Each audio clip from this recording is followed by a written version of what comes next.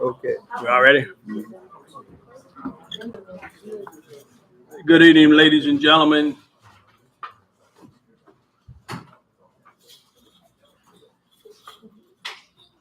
Public Safety Park and Recreation Committee is now in session.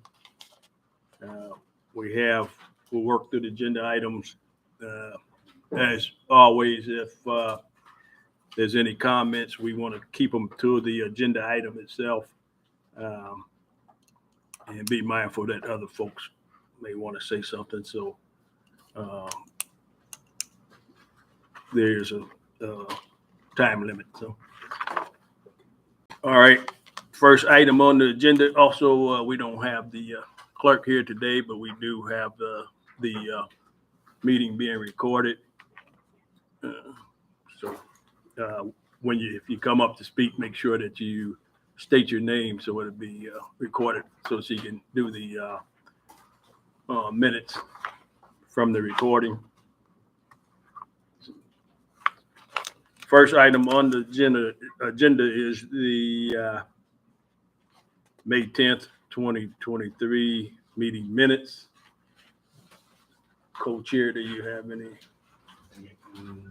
No. Okay.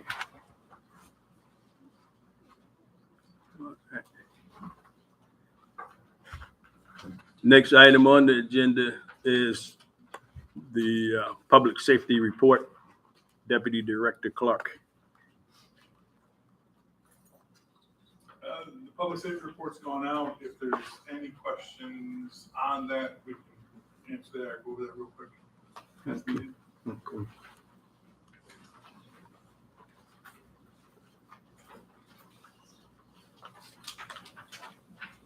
Any questions on the public safety report? I don't have a question, more of a, I guess I don't know if this is the right time, more of a concern Okay. for public safety. Some complaints from businesses and residents as far as people blowing through the turnaround. I guess they're not yielding the way they're supposed to. And once that line gets going, I guess whoever behind them ain't gonna stop. So I'm passing that on. Okay. And that's both turnaround. Okay. Thank you. Okay.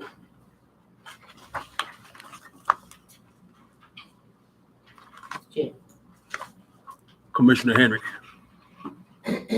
Last week we had a conversation about what went on in Union Park, Mm-hmm. and it was donuts or whatever they call it that was being done. Right. And the director said at this meeting we would discuss it. Mm-hmm. Any new developments on that, Deputy Director Clark? 1 second. Okay. So we've pulled the video from the cameras in the park. We've been able to, we have been able to identify 3 vehicles: a gray Ford F-150, a light gray or possibly blue Dodge Challenger, and a black Corvette. Now we've watched the video where they come into the park, Mm-hmm. and what we're doing is we've got to watch some of the outlying cameras to see when they leave, so we can finish getting license plates. Okay. We've been able to identify the owner and driver of the F-150. Mm-hmm. He pulls up in front of one of the cameras and gets out, and it's very clearly easy to see. Mm-hmm. We still need to get the plates on the black Corvette and the Dodge Challenger. Mm-hmm. Black Corvette, it's triple black, a little bit lowered, and then the Dodge Challenger, there's really nothing identifying to set it out from the other Dodges that we see around here, other than the fact that it's either a light blue or a gray, based on what the camera shows.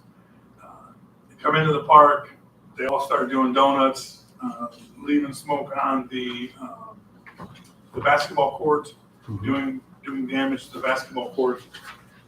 We also found a Facebook page where there's a young lady recording it, She was actually really proud of her friend in the Corvette. And so we're very close to identifying the Corvette as well. It was an older, like 2010 to 2020 in that design range, if you're familiar with them. Mhm. So, pretty solid video, pretty good. It's just taking the time to go through and identify it. So. Facebook helped out too, huh? Yes, oh yeah, absolutely. Commissioner Henry, anything else? No, that was good, thank you. Okay. Mr. Chairman, I might also add, just for our information, we got an estimate cost to repair the damage, $14,800. Wow.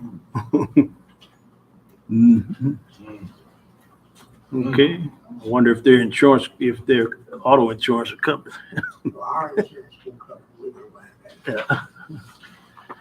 Sound like season some. Damage. So here's a question, Chair. Go ahead. So destruction of government property, would that make them pay, liable for the payment? It is city property.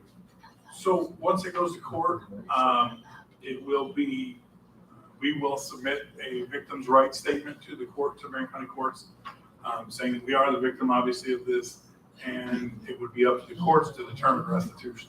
So,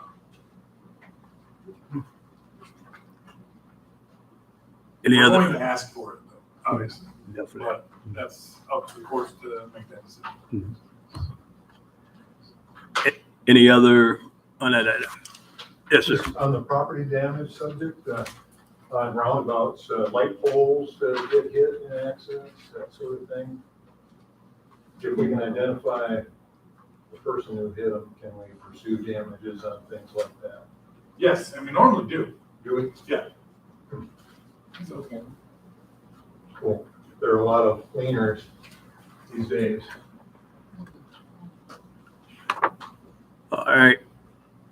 Any other on that item? Next item on the agenda is a presentation, Mr. James Gunther.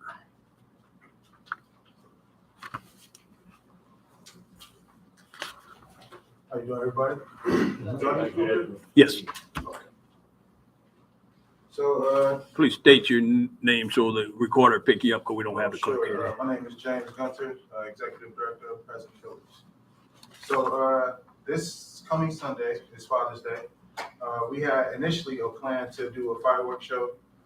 It was determined that wasn't safe, and I had no idea the amount of preparation that goes into actually doing fireworks. So we pivoted, and I was put in touch with Great Lakes Drone Company, who's here next to me now, and we decided to do a light show instead. It's a lot safer and a lot easier to get approved. So today we just wanted to go over what our plan was and make sure that you were aware of it. Okay. All right, so the location that we're going to launch the drones from is 777 Riverview Drive. It's owned by Mike Kenny and his brother. They already gave us permission to use that for that purpose. And so the best place to watch it from is Mickey Yarborough Park. Mhm. And if you had any questions for us, like I said, we're here to answer any questions you have about it. Okay, is this your technical guy here? The gentleman here? Yeah, my name is Matthew Quinn. I'm the owner of Great Lakes Drone Company and Starlight Aerial Productions, which is the division that does the drone light shows. We do drone light shows all over the country. If you Google Thunder over Louisville 2023, we just did a 300 drone show there over the Ohio River in April. We've done Oshkosh, Sun and Fun. We've done shows all over the country. One of our teams just got back from doing a show in Hawaii at Grand Vallejo. James approached us to help him out and everything and stuff because of what we're doing and the reason behind it and everything and stuff. We gave a significant discount to do the show. We're going to do about 50 to 60 drones. So it's a smaller show compared to what we normally do. We do 100, 200, 300, 500. We're doing the amount of drones that we need to create a good show, but also to stick in the space that we have available to us. Mhm. The show is going to be about 15 minutes long. we have, that space right there at 77 Riverview is, what we call a 100-foot grid, by the FAA for the airport. We've already reached out to South Bend TrackCon and, the FAA Washington DC office. We already got the paperwork and the approval for our show, for, up to 400 feet there. So the show can be seen for about 5 miles if you have line of sight. If you guys want to see what those types of shows look like, I mean, you can Google it online. It's pretty prevalent. The nice thing is that, you know, it's quiet, there's no mess, there's no firework debris, there's no fire issues or anything like that. Obviously we got some rain recently, but up until yesterday, there's some significant concern about fire. In fact, we just had the new place out in Glenmore. We're doing a drone show for a wedding out there here in another week, just because they had to cancel the fireworks. So I'm here to answer whatever questions you guys may have about it. It's actually a fairly simple process. So. Okay, and you say the show is going on, what day again? I'm sorry. I didn't hear you. What day is the show? Sunday. Father's Day, Sundays, okay. What time? 10 p.m. 10 Okay. p.m. It'd be dark. Yeah, as soon as it's dark. Yeah. 77 parking lot? No, so the best place to watch it from is the river. Yard Road? Yeah, so the actual site where the drones are launched, people aren't welcome to at all. Right. Please don't come. Right.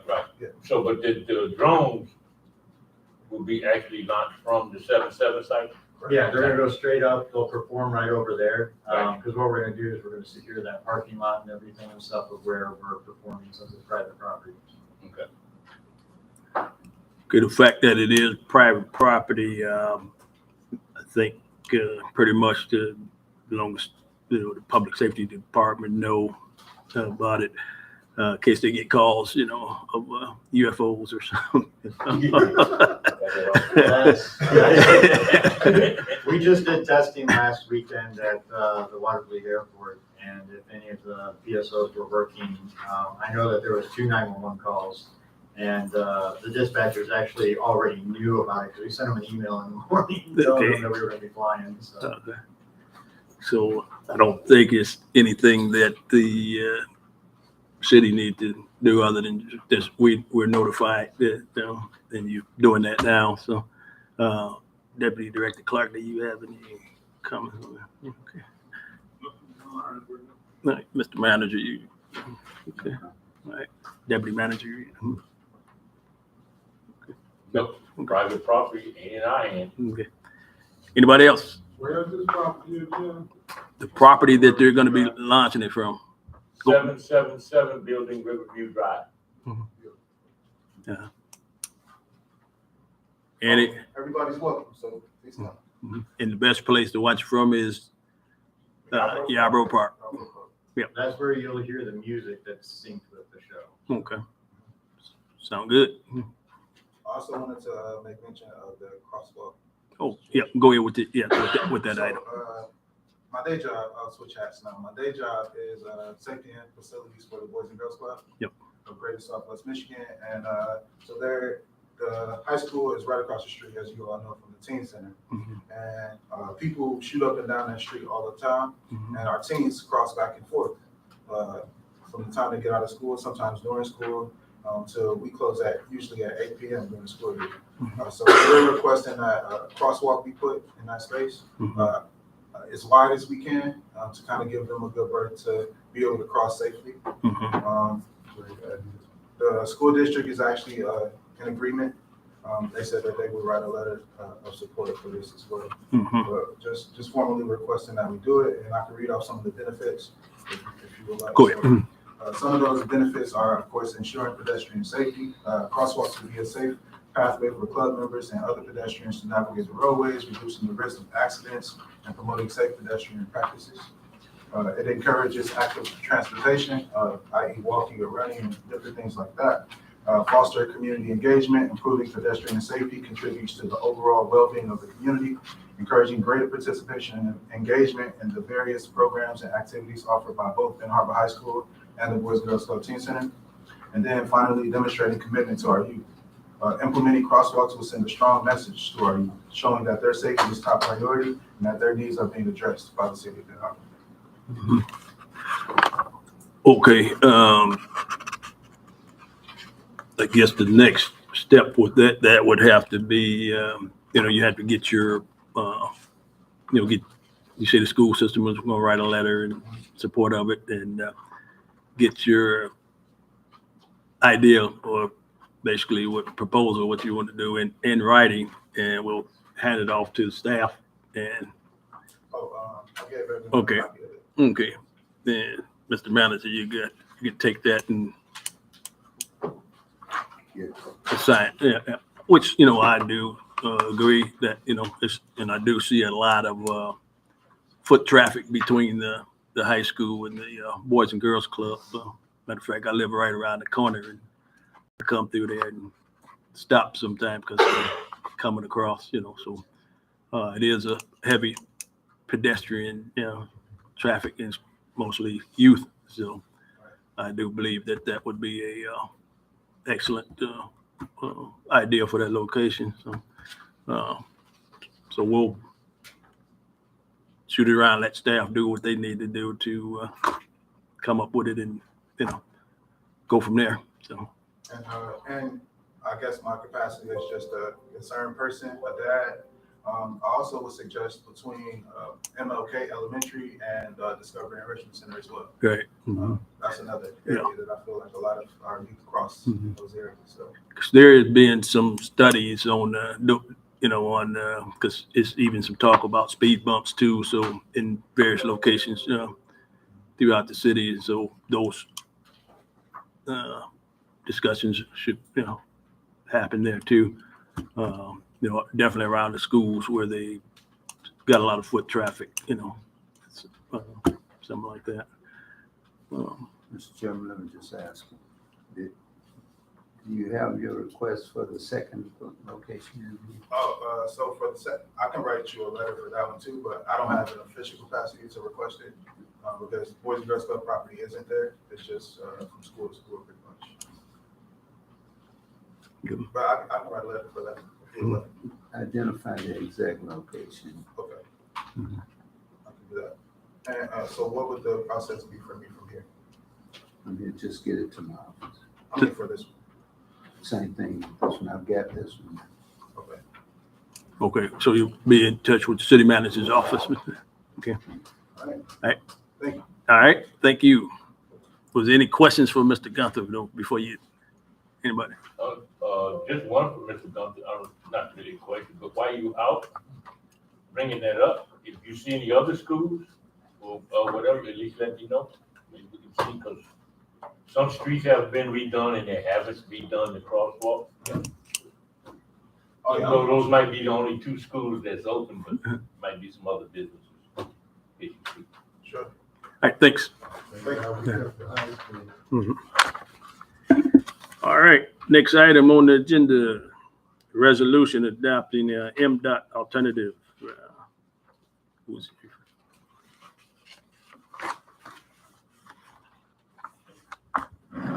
Hi, good evening. I'm John Smith. I'm with the Michigan Department of Transportation out of our Coloma office, not far away from here. With me, I have Cheryl Gregory. She's from Rowe Professional Services Company. She's our design consultant who's putting together the plans for this future project that we have on M139 that is included with your packet today. So why we're here is we have this future M139 project right now, and some of that background information on that again is in the documents provided. But we do have, we're putting the plans together for a 2026 project on the M139 corridor going from I-94 or just south of I-94 all the way up to I-94 BL. We're trying to look and see what improvements we can make. Right now, as everybody knows, it's a one-way pair where we have the northbound pavement and we have the southbound pavement. And we're looking to see what makes the most sense long-term in this area. Decisions that may have been made 50 years ago to, put it in its current configuration now might not fit, and we may be able to do different things to improve that. We held a couple stakeholder meetings with a couple folks here. I know Mr. Ellis, Mr. Edwards, and Mr. Little were at some of those. We had a public meeting as well, that we had some attendance at as well, proposing what our alternative is that we're moving forward today.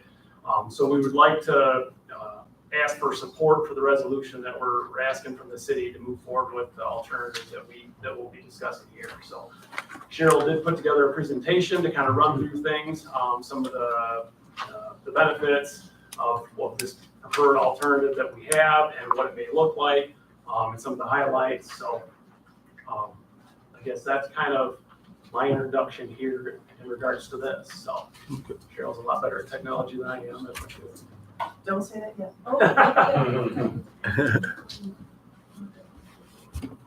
Mr. Chair, committee members, thank you for your time this evening. I've got only 200 or 300 slides to go through. No, I'm just kidding. I've got about 15 slides total, and there's a lot of information here. So, and some of it is provided in, like John mentioned, some of it is provided in the agenda packet already. So I'll go through the presentation, but we really want to make sure that we have an opportunity to answer all of your questions. So if you feel like interrupting, feel free to do that. Otherwise, we'll wait till the end and then we'll have a question and answer session. So, I'll go over the project overview first. Some of you may already be familiar with this project, but for those of you who aren't, the project is about 4.4 miles long. It starts at the south end down by the river, traveling northerly up to the Split, just north of Empire, into Martin Luther King and Fair Avenue, up to the Business Loop, I-94, and then it heads easterly to Butternut Street.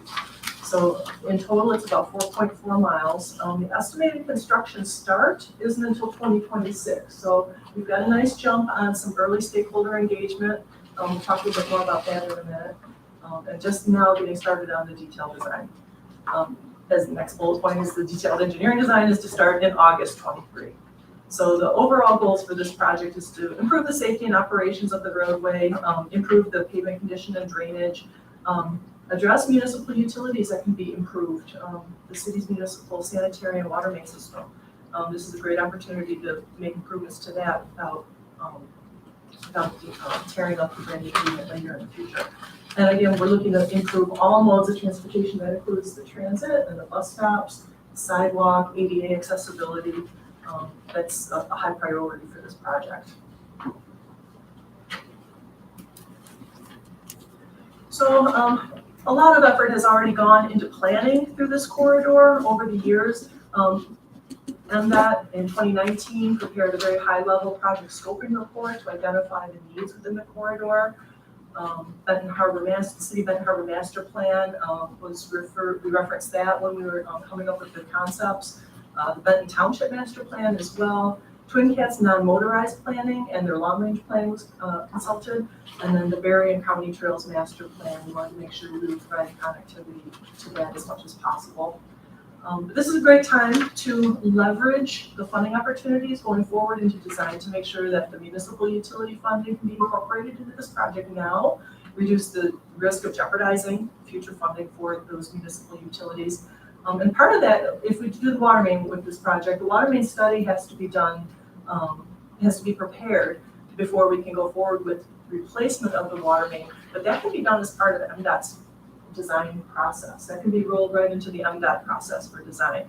So that wouldn't have to be on the city's, wouldn't have to be a city objective. It could be something that can be rolled right into MDOT's job. And then the cost participation, once that study is done, then the cost participation ratios can be determined. And that's because if there are betterments to be done, that would be something that the city would be responsible for. Replacement in kind is guided by already, there's municipal guidelines, municipal utility guidelines in place already for agreements. But those ratios would be determined once the study was done.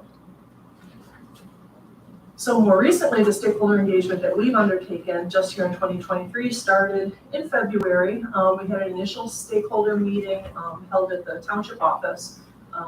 Participants included the City of Benton Harbor, Benton and Sodus Townships, the Berrien County Road Department, the emergency responders from the communities, and then the Southwest Michigan Planning Commission, the MPO. So we had exhibits and folks walked around, asked questions, They put sticky notes on our exhibits, on our aerials, to highlight areas of concern, whether it was safety, what they wanted to see, if they wanted to make sure that we were addressing it in the design. Is actually during this meeting that the idea for the roundabout at the Empire intersection came up. So we incorporated that into this. We vetted it, we did some analysis based on conversations that we had with the police chief at that meeting, which was really helpful. So that was our first initial stakeholder meeting in February. Then we had some follow-up workshops on March 16th with agency stakeholders. We brought everybody back together and we showed them the changes to our design concepts that came about because of the input we received in February. And then on March 29th, we continued discussions with the township, Benton Township, and on April 5th, we continued discussions with the city of Benton Harbor. And then we went forward on April 12th with the public information meeting. We didn't get the attendance we had hoped for. We think it's because it was the most beautiful April summer day that we have had in Michigan, and people were not going to come to a public meeting for that. They were excited to be outside, we think. But we did have an open house for about 2 hours. And I think that information is all available through the MDOT website or through John's office if there's interest in seeing what was presented there. Much of it is part of my presentation today. So continuing stakeholder engagement after tonight's meeting, and hopefully our goal tonight is to provide enough information and answer questions so that the committee is comfortable making a resolution to the city's commission of support for this project. We will go to the commission meeting on June 20th if necessary to answer further questions. And then we're continuing dialogue with the county road department and Benton Charter Township as well, because they're one of the larger stakeholders in the project.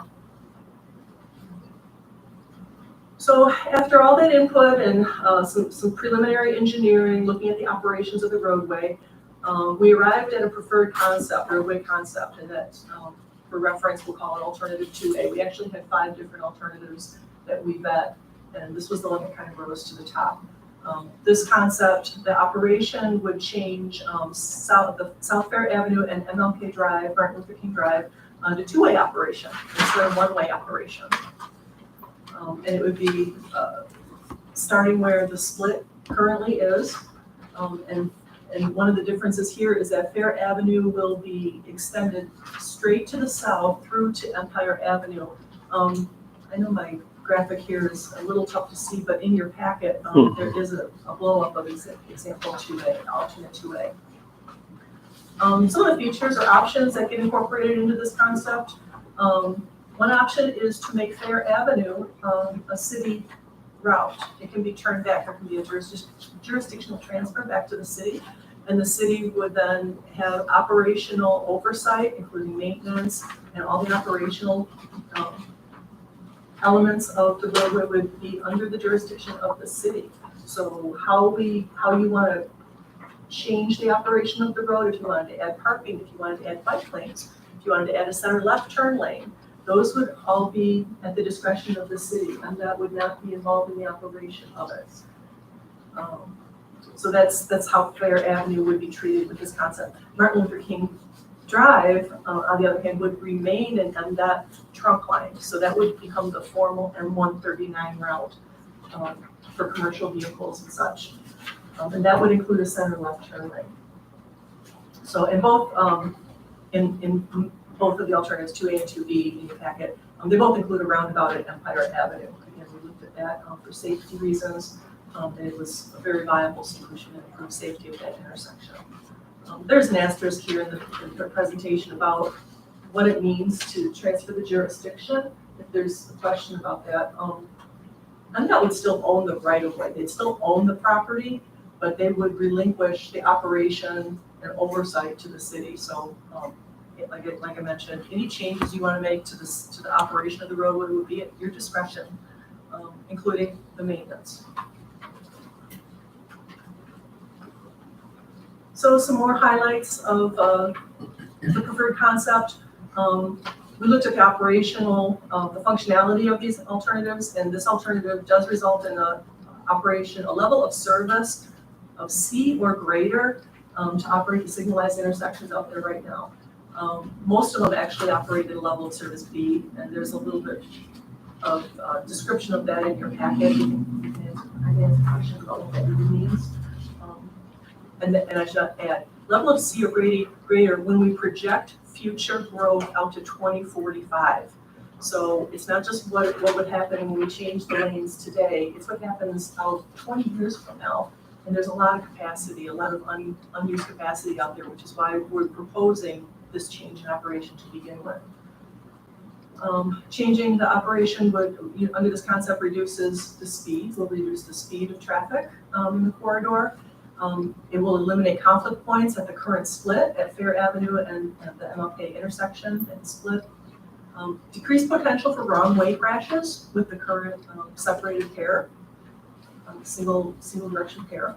And it allows for transit expansion, expanded transit opportunities. That was one thing that Twin Cats had mentioned, or Takata had mentioned, that they really prefer having two-way operation. It makes the bus stops more accessible, being able to put it on both levels.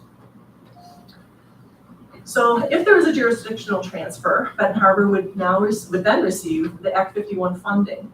And what's interesting about that is it's not just getting the funding, you're getting the funding for a brand new road, which means there will not be significant maintenance on this road for many years, yet you'll still be receiving the money from Act 51 day one from the transfer. This operational change removes the unnecessary travel lane. Again, we looked at what the operations, what kind of traffic progression you get through the corridor if we eliminate a lane, and it's still very good, but eliminating the lane should help reduce speeds out there. The other thing for Fair Avenue, it really will create more of a urban or residential, I should say urban. It's going to take away that commercial feel. It's going to make it a little bit slower, make the neighborhood more of a destination rather than a pass through. And you've got that state trunk line, you get a lot of through traffic.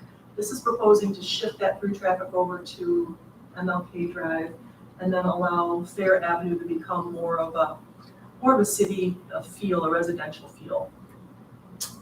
And then with two-way traffic, it increases, if they're, for the businesses that are still in the corridor, it increases their exposure and their visibility. And it provides a direct connection to the business loop at the north end. So I mentioned the Act 51. We had received a question earlier that with this project, are we just putting a thin overlay on Fair Avenue, or are we totally reconstructing it? We are totally reconstructing. A typical cross section is kind of hard to see, but we're going to dig down, remove all the existing ag base, put down a new layer of sand subbase, new layer of ag base, then the new pavement, new curb and gutter, sidewalks, under drains. So it's a brand new pavement section to current MDOT standards. And then the Act 51 portion, highlighted in yellow there on the screen, that would be the section that would be transferred back to the city. South of Schultz, that already is a city major street, so that's already under the city's jurisdiction.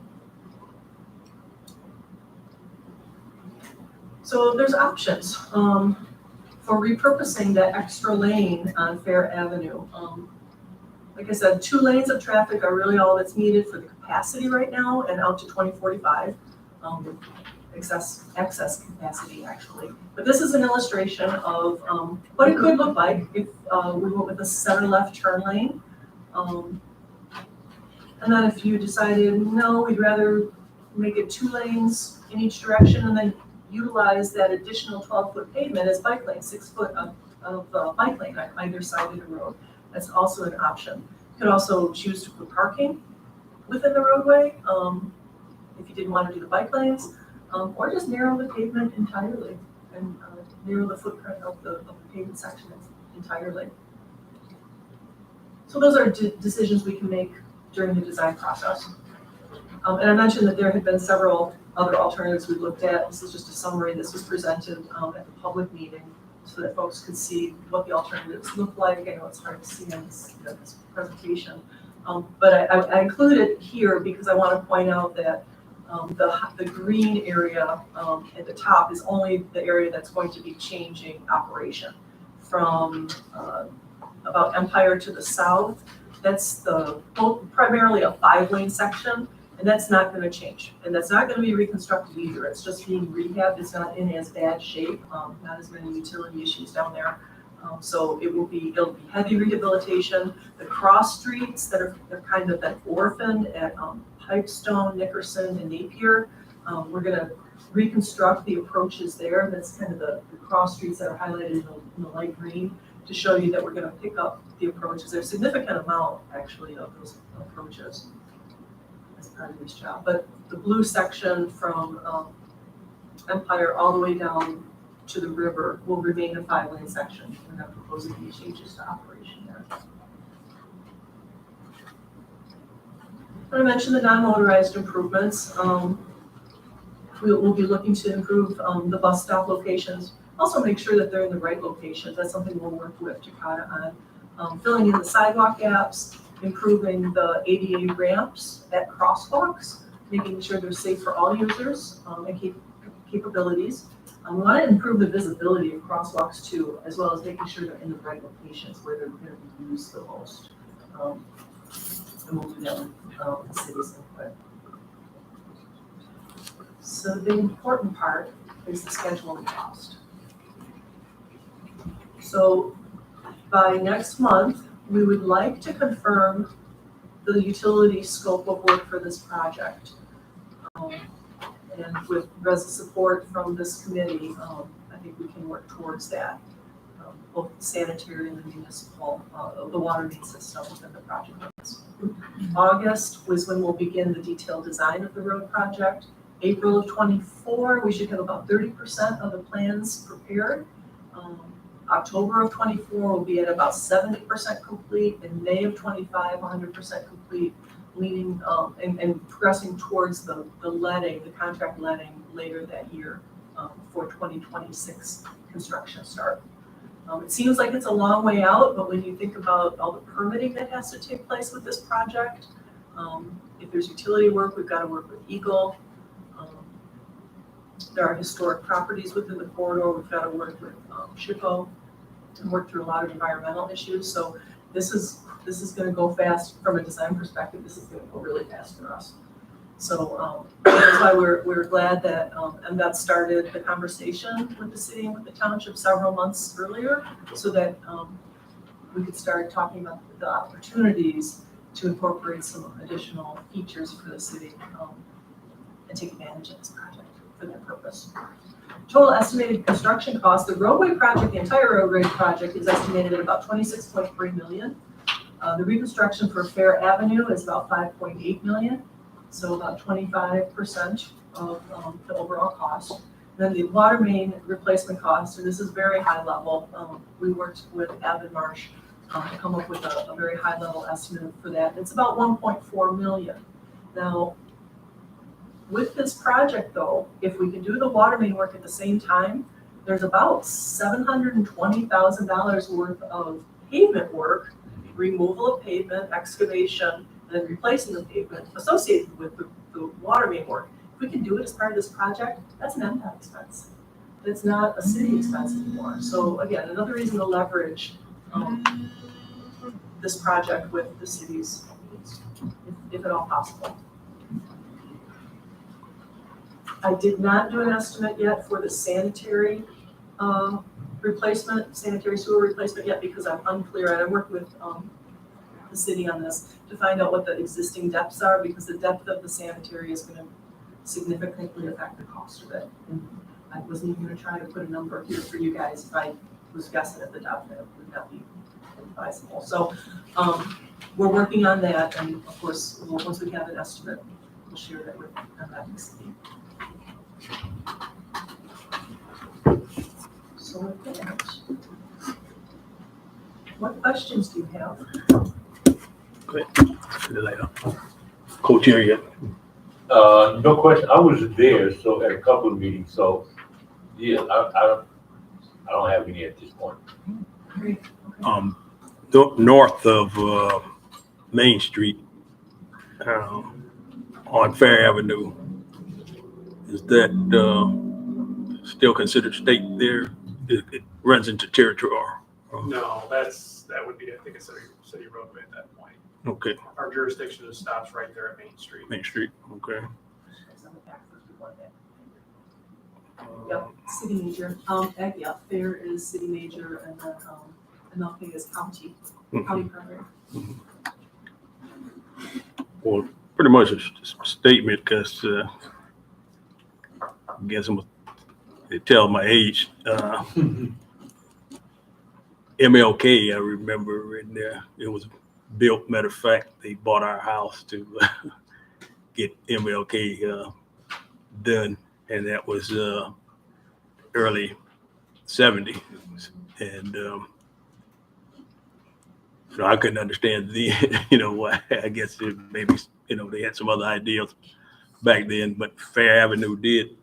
It was two-way street then.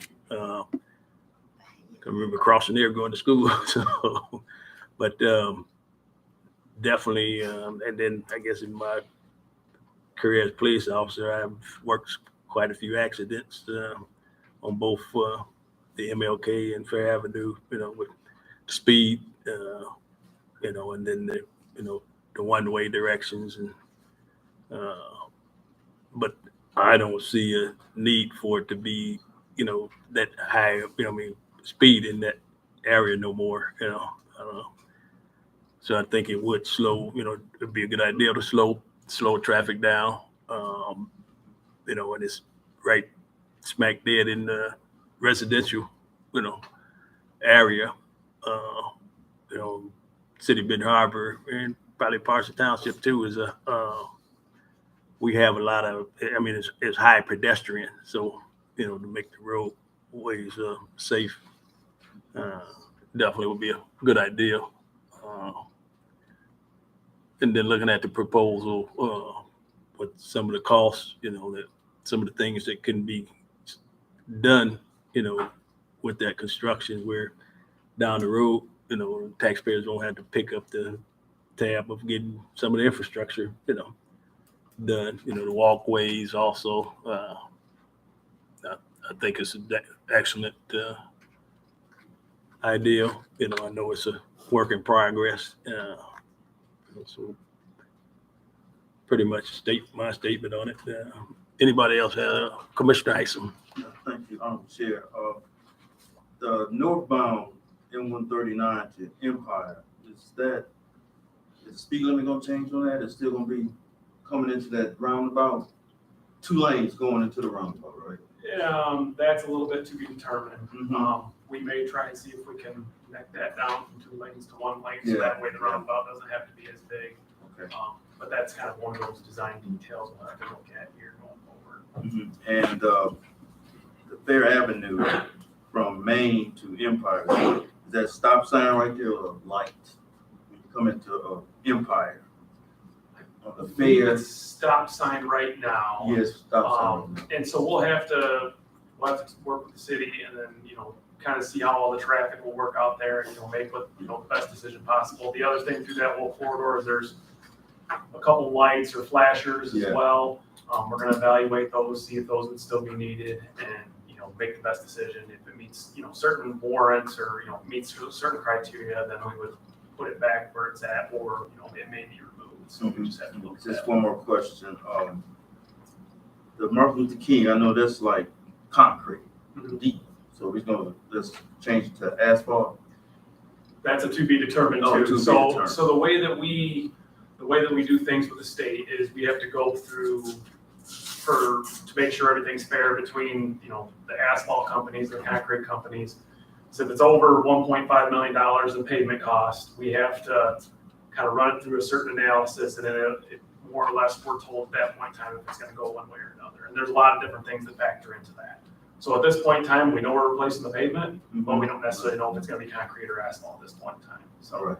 Thank you, Honorable Chair. Anybody else? Commissioner Henry? Thank you, Chair. I just want to ask to see if there is going to be some local streets that's going to be impacted by this project. Have we looked into servicing those local streets? I'm only looking at the pros and cons, Mhm. and they all say the same thing, and they did a wonderful job of research. So I'm asking the city if there's gonna be local streets gonna be impacted by this project. Mhm. Are we gonna attend those local streets? Mr. Manager, anybody, you understand what's here? Right now, they're not in the, Mhm. in the, it's not in the new project, Mhm. but I just wanna make sure that we know if this is gonna move forward, that those local streets need to be attended to. I mean, as far as the MDOT project goes, we would be kind of going, just back a little bit ways on those. Now, Yeah. If you're, I'm talking to the city about, yeah, Uh-huh. so that's all I'm saying. Mhm. We're And- working on those with them, Okay, but they will be attended to. okay. Now, time-wise, how much time do we have to accept one of these alternates? Are we to do that today? Yep. Chair? Yeah, the resolution is to approve the The two-way, is the that correct? recommended, alternate, Right. Mhm. okay. And does that recommended alternate allow us to have the bike trails? yes, and that's where Cheryl had kind of showed the two versions we could do, and that's a detail we'll work out once we get into design. If this is gonna be the way it's going, and, Fair Avenue would be converted to, a local street at the end of the day, there's gonna be, kind of say, the city's behalf for what you guys want it to look like at the end of the day. So it could have bike lanes, it could have a center left turn lane throughout, it could have parking. Again, that's kind of, that would be the city of Benton Harbor roadway, so we would be relying on the decision made there. On the So- city, okay. And that's not something that needs to be made today. That's a detail that can be worked out here as we get into. Worked design. out, okay, because I'm really excited about, because I know that our people are, use bikes and they walk a lot, and so I want to make sure that, and I love that it's slowing down the speed. And when will we hear all of these little details about it? I heard you say, well, that's something to be determined. When will we, as elected officials, hear about these plans once we approve what we're gonna do in our next meeting? As far as MDOT's aspect, as Cheryl highlighted, August is when we're gonna really start getting into design. We need to kind of conclude what we're looking at right now. If this is the alternative that we're, that we get a resolution support from the city, we're gonna be moving forward with that. Then we'll be working with, Mr. Mitchell, Mr. Little, some of the other city staff. And then as we go through, we'll most likely have another, public meeting to kind of talk about this, show what we're looking at.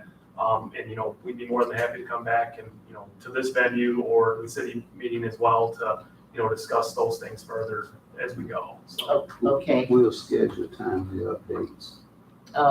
yeah, I was just gonna ask you, the chair, that, we do Mhm. schedule some timely updates before they come back with a public hearing. It's just transparency is Yeah. what I'm asking for I agree. in advance. I hate to have stuff given to me and then Mhm. we gotta talk about it, but Mhm. not enough time to really absorb it. Mhm. Thank you. Commissioner Clark Griffin. Full board commissioner, Alfred Clark Griffin. And since Main and Claire is in the full board, I would like to know how it will, like pros and cons affects possibly some of the residents and the travel, and what streets will be impacted or need to be done, for that. I guess I can't speak to what local streets, the city streets need to be redone. During the construction, as we know, people will take different routes during the construction. But once the completed work is done, hopefully what we see is M139 Martin Luther King is gonna have, as a state trunk line, that's where you're gonna see more of the commercial vehicles, because it's a through route. They're gonna wanna get through as quickly as possible. And the Fair Avenue shouldn't see that kind of traffic, as much traffic, commercial trucks and such. I know that there's businesses on Fair Avenue, but, In Main Street. yeah, they'll be wanting to get up to Main Street and down to Empire, but, the east-west streets, the other local east-west streets, like John had mentioned, we'll be reconstructing the approaches to the road, but we'll have to work with the city to see if the city would want to kind of piggyback on this project and improve further down the city streets. But there's an opportunity to do that in this time. Thank you. I mean, just for everyone, Commissioner asking that question. So between Empire and Territorial, there's actually only 5 streets that would cross either or both, one or both, just 5. That's between Empire and Territorial. We're going north and south. Going east and west, East and west. there's only 5 streets that crosses either M39 or Fair. Only 3 of them cross both. Highland, Britain, Highland, Britain, Maine. Mm-hmm. All the other streets stop short. Right. And then you either gotta go that way or the other. Ain't no crossing all the way over. So actually to cross, you only got 3. But those streets in between, and you mentioned about doing the approach, because those streets come out into Fair Avenue. So where you turn off on one of those streets, you be working with the approach there, right? Okay. Like McGuigan bus don't go across both of them. Just go across one. Yep. McGuigan only goes to one. It doesn't even cross. Anybody else? Mr. Chairman. Mr. Look. I would comment that I did look at these, and one of the advantages of 2A, I think that one would work best for the city in many regards, because as it's saying, there's only 3 of them that go all the way through both. The rest right now go up to it and then have to turn right and go out. With this change, where there's traffic going both ways, those streets would have the choice of going right or left. But also with the plans that are unfolding for Ox Creek, which is going to rely heavily on Schultz Avenue for a portion down in that area. This could work ideally for that project that's taking place down there. And still, as they've indicated, the flexibility is there in the planning that they'll be doing to take into consideration whatever the city's choices are relative to the other issues, like sidewalks and trees and things of that nature. And you have a couple of streets that's in between the split, but they don't cross. They're just in between it. Any other questions? Mr. Duncan? Yeah, I only heard about the barriers in the street, what do you call them? Roundabout. Say it again, please. With the roundabouts? No, Oh, I'm no. talking about speed bumps. Oh. I haven't heard speed bumps in Benton Harbor, period. But when it comes to my neighborhood, you guys talk about speed bumps. When we could have speed bumps downtown, just like we could have cameras downtown to catch the people what's knocking over the lights downtown, and the citizens have to pay for them. Or we do have people, kind people that do take over it for first, pay for it this time. But for having those barriers, we speed everywhere.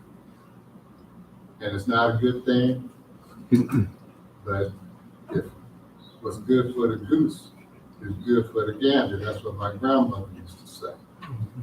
So, thanks for the time. Anybody else? At this time, we'll, note. Oh, okay. Go ahead, Miss Kanai, come on. I noticed those roundabouts on Main Street.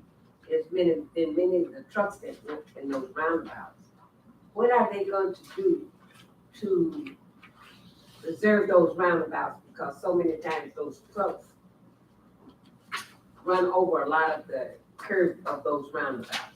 So what are you going to do to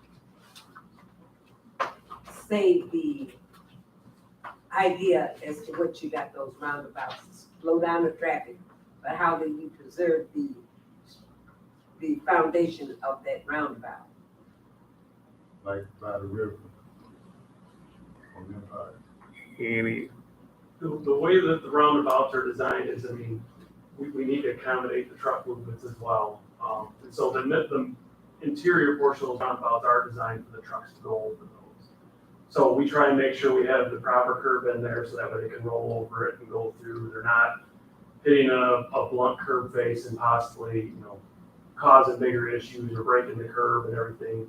We make sure that the proper, we have the proper concrete depth in there so it's not going to shatter on us and it's going to be a maintenance issue later on. So we'll make sure we run more or less, take like a pattern and we'll put it over the top of the roundabout, what we're proposing, make sure the trucks can get through there and aren't going to track off of it and cause damage outside of it and everything. So we'll make sure that it's designed to all of our proper standards and we'll hopefully hold up long term. The reason it's right there, Dollar Ride, it was quite a bit of a problem at one time with those trucks going to that roundabout and then getting back to the straight line of the street. So there was damage done to those roundabouts there on Main Street. So this is what I'm looking to see, if this is gonna incur any problem for the city as to having to have this repaired all the time, or it's creating a problem. Well, the roundabout would fall underneath our, MDOT's jurisdiction, in regards to, repairs, since that would be on M139. We would have to, again, appropriately size it. The ones in the city of Benton Harbor are probably on a little bit of the smaller side, just for footprint. So we'll want to make sure that it's appropriately sized to, accept the types of trucks that will be going through there, so we don't hopefully have those issues, so. And boats. I Mr. live on Main Street near the Riverview roundabout, and I observe the Fifth Avenue roundabout. Trucks seem to do fine there. It seems that cars go right over the top.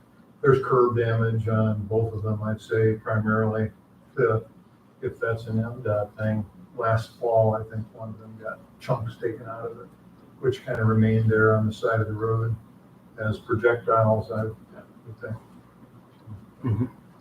Yeah, if you ever see anything in regards to that, you can contact our office out of Coloma and we can work with a maintenance garage to get things. I'll do that. Thank you.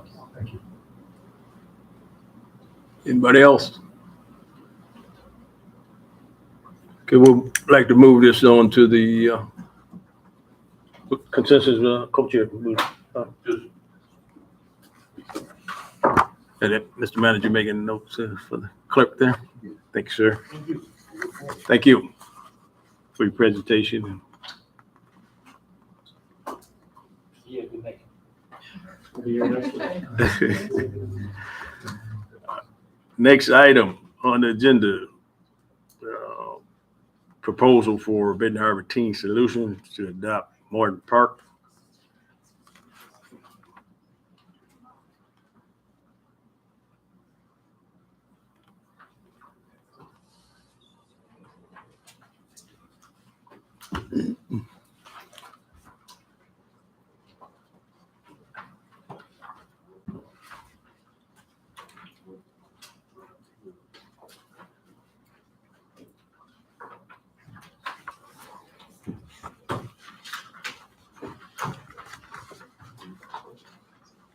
afternoon, good evening.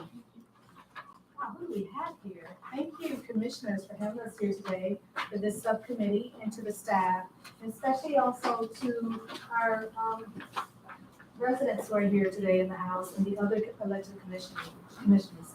My name is Princella Tobias, and here with me today is Nicholas Gunn, and we represent Benton Harbor Team Solutions. We'll be quite brief, but I also want to let Nick and some others speak about the impact and the importance of why we are here today. But I'll be brief in explaining just who we are. We are Benton Harbor Team Solutions.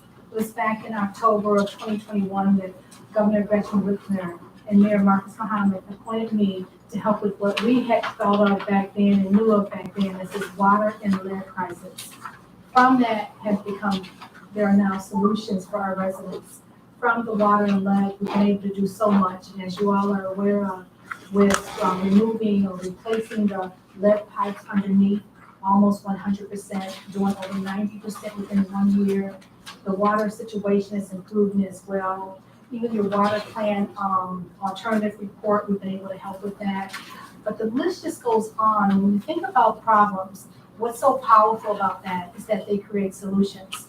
And that's really how, from the appointment from the governor and the mayor, we came up with Benton Harbor Team Solutions. And team means exactly what it says, what we all know it to mean, is bringing people together to find solutions for this community of Benton Harbor.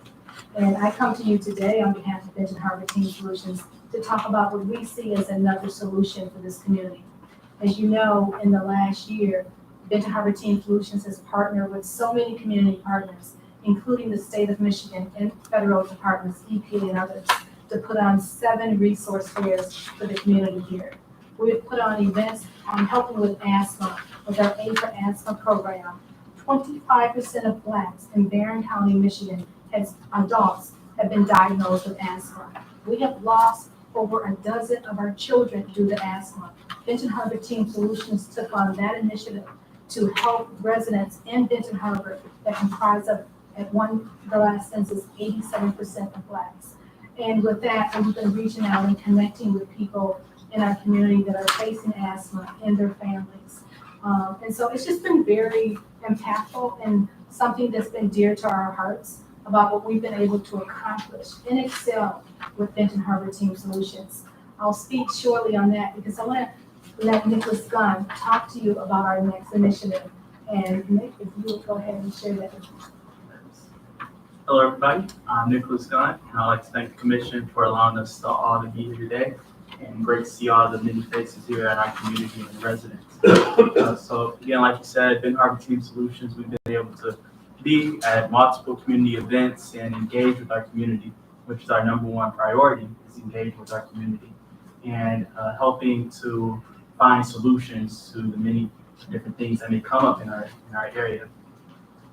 3 main focuses we like to focus on with Benton Harbor Team Solutions is education, outreach, and finding resources for our residents in the city of Benton Harbor.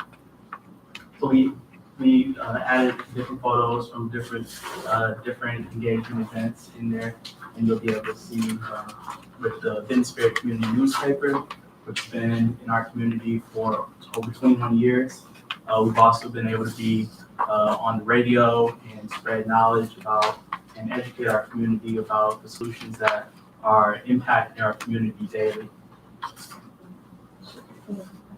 Yeah, you guys all have a copy? Yep. So today we are coming to ask for support to adopt Morton Park. Morton Park is located at 486 East Main Street, right in front of the Armory Community Center. And the park is located in a highly visible area on Main Street, being one of the most busiest streets in our community. It gets a lot of visibility, and it's truly a hidden treasure that I think is in our community. And we hope that many people be able to come to this park and see the beauty that it bestows. I know, talk to different residents in our community, bringing up Morton Park, and they all said, "Oh man, Morton Park was a great park. I used to always go there for the water fountain, for the lights." And I think this is something that we can restore and bring back the beauty that is so desperately needed. So for the history of Morton Park, we like to, we have two people that we would like to share time with. First, we will give time to Chuck Yeager, and then we'll allow Ms. Jess to come up and who's a resident in the community. So, yeah. So Chuck Yeager here, he is I think he can introduce himself best, but he is the director. And it's come up to the thing here.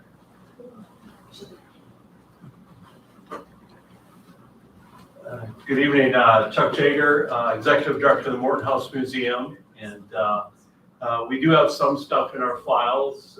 So the park was dedicated in 1915.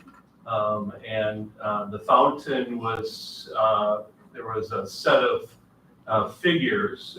Stanley Morton went to Chicago and went to a cement fair, apparently, so it was called, and bought some cement statues, I think, representing the seasons that we do that. And so that's kind of the history we have.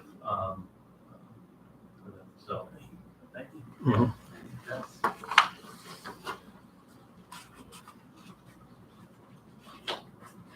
Hello, my name is Jess Anderson, and I live across the street from Morton Park, and I live in Sandra Barrett's old house on 504 Territorial. What many of you don't know, I'm also an armchair historian, and I am so supportive of their work. Morton Park has been an integral part of our city since its accidental inception and over 100 years ago. And what people don't know, as it has always been used as an institution for the community, not unlike the Blossom Time Festival, to celebrate the veterans of the older wars. Not only World War I and World War II, we have veterans that I have papers from 1922 and 1923 where William Cotton, Negro member of Abraham Lincoln's Post, number 19, who was 92, and came all the way from Bangor to be celebrated at Morton Park. And they would traditionally, during the 1920s, 30s, and 40s, go from Morton Park to Morton Cemetery in celebrating not only whites, blacks, Jews, who could not live on Morton Hill, but still did. This was part of the community. Our blood, our sweat, our tears went into there, not just for the veterans, but do you know that the hill where my thing is, that used to be a bluff. It was an accidental park. They dug that dirt and because the streets were too muddy and the sand, and they turned that bluff into Benton Harbor. And it was purchased for $700. The rostrum, which is that, where, what do you call the fountain? Mm-hmm. Stanley Morton bought it. It was already, it was obelisks, they say here. It was everything. And it needs to be everything again. Mr. Edwards and I earlier discussed as children, if we've all grown up here, remember those fountains. Yeah. I have the original plantings that used to be there that I've found in the newspapers.com. I've looked. We need to have green spaces, just like Mrs. Tobias said. We need to have green spaces for our children. And I really bow to all of you for your hard work. So thank you. Thank you. Yeah, so this park, Morton Park, the Morton family is able to have a true impact in our community of Benton Harbor, and we're going to be finding more and more information that will found to be valuable to our community and be able to share our story, the Benton Harbor story.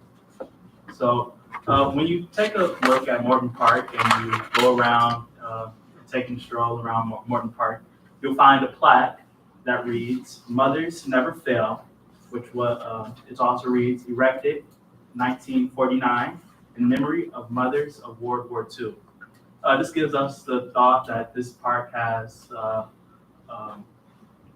resemblance with veterans and specifically the mothers of World War II And we would like to see something that shows support and echoes these same values which were erected in 1949 to show support towards our veterans in our community and who have pretty much, served and risked their lives for our community. So we would like to see something in our community of Benton Harbor that shows our support of veterans in our area.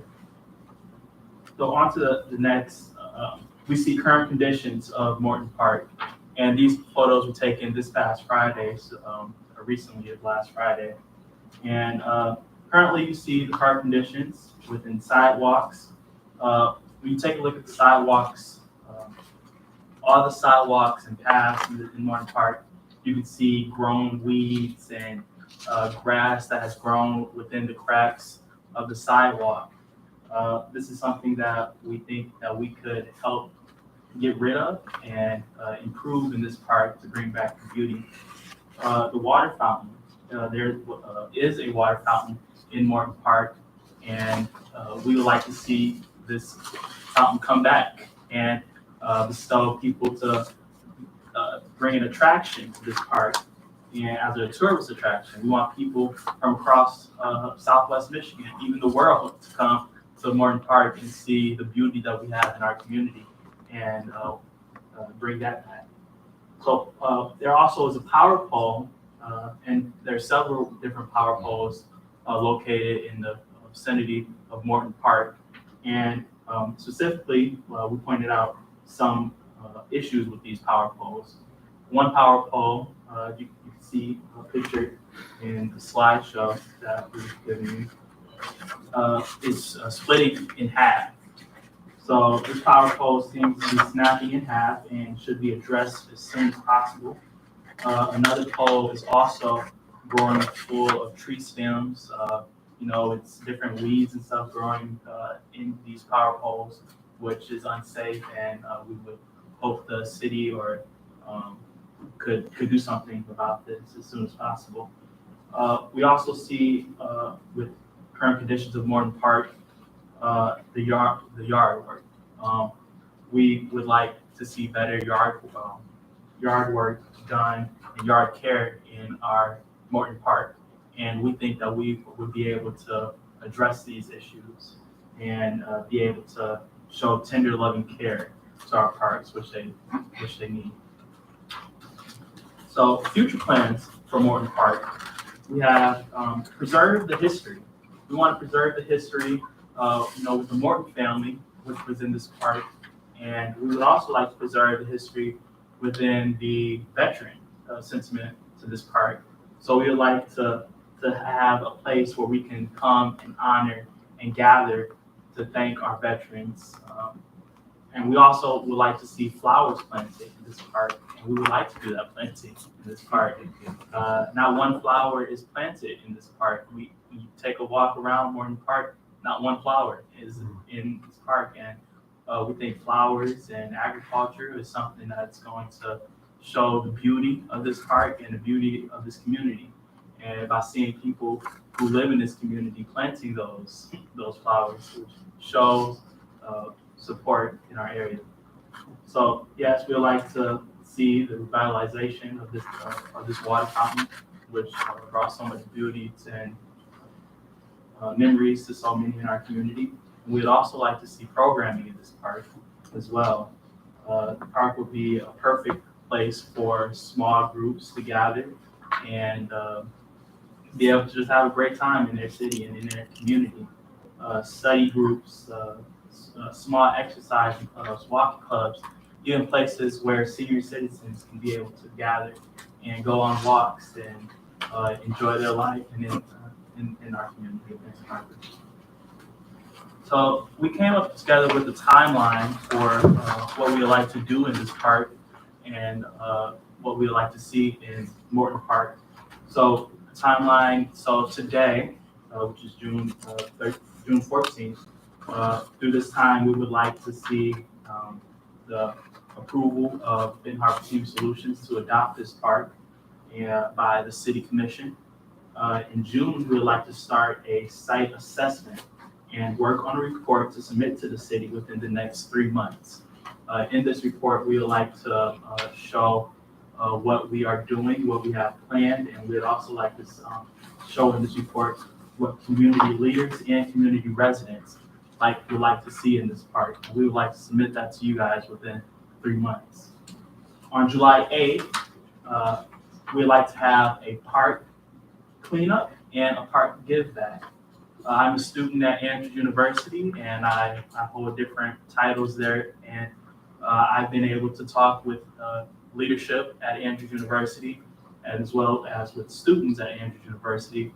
And we came up with an idea and a plan for July 8th. We will be meeting at Morton Park, and we hope to have the support of all of you guys to join us on July 8th. We'll be joining at Morton Park, and we'll be doing a community cleanup in this park. So we would like to do different things, and we'll also be giving a give back. We'll be having 3 pallets of things like deodorant, jackets, socks, and other materials to give to the community or people who may be in need and need these different care items. So we would like everyone to support that as well with this community give back on July 8th. Through July and August, we'd like to organize community engagement events and cleanups and recruit volunteers for ongoing maintenance. We know that not just one day is going to be able to help this park, but we know that a lifetime is going to help this park. And we would like to show support throughout specifically July and August to begin to plan and set up a strategic plan to set up people who would like to come to this park, organizations, groups, and volunteers and residents who would like to come to this park and show support and do cleanups and help us strategically plan how we would like to see the beauty of this park be restored. On to our next timeline. In September, we would like to continue improvements and submit that report to the Benton Harbor City Commission. And we would like to show you guys what we have gathered within these next 3 months. So that's when we would like to submit that, and we would like feedback from you guys, and we know that we'll have feedback in that report from you guys as well, because you guys are always engaging with us and we support them. We love that.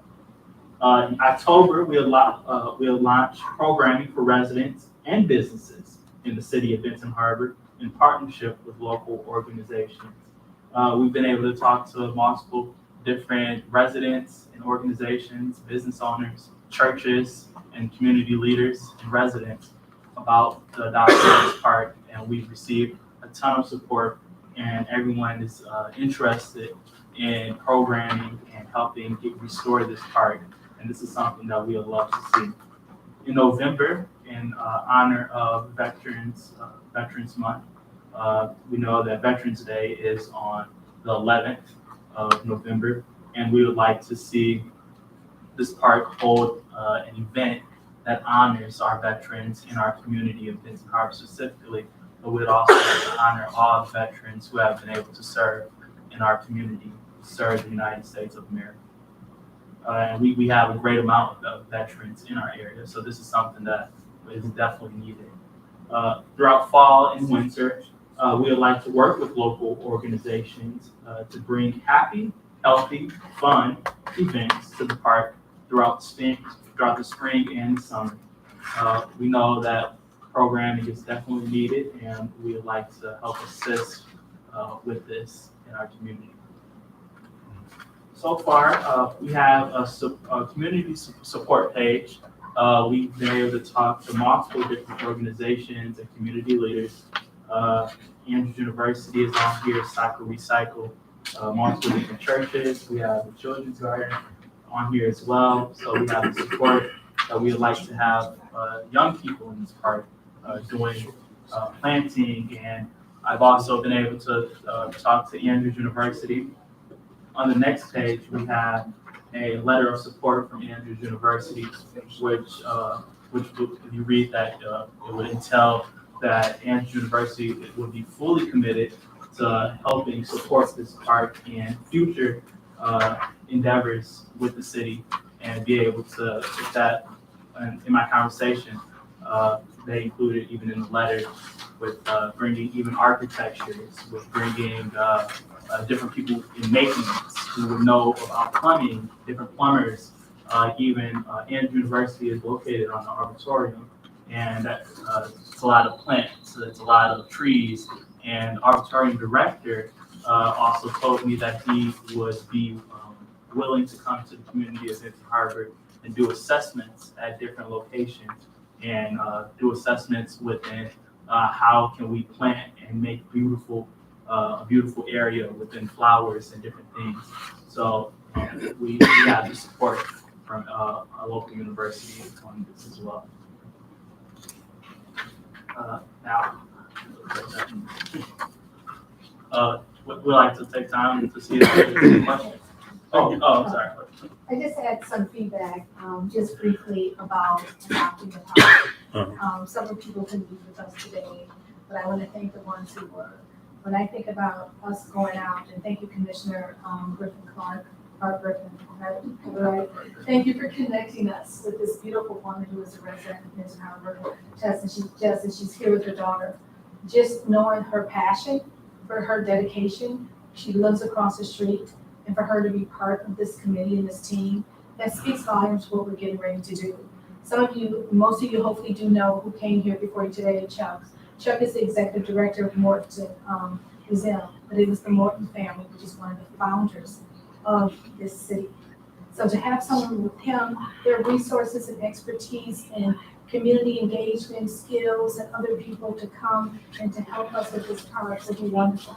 We're talking about landscaping and everything else. We have the mother of landscaping in this room with us today, and she will be part of this committee, Ms. Emma Kennard, and everything she's doing with children throughout this community. So we're talking about the trueness of people coming together in this space to create or recreate something so beautiful that's going to instill pride in this community, beautify this community, and also bring needed tourism revenue sources just to come here and to see what's happening in this great city.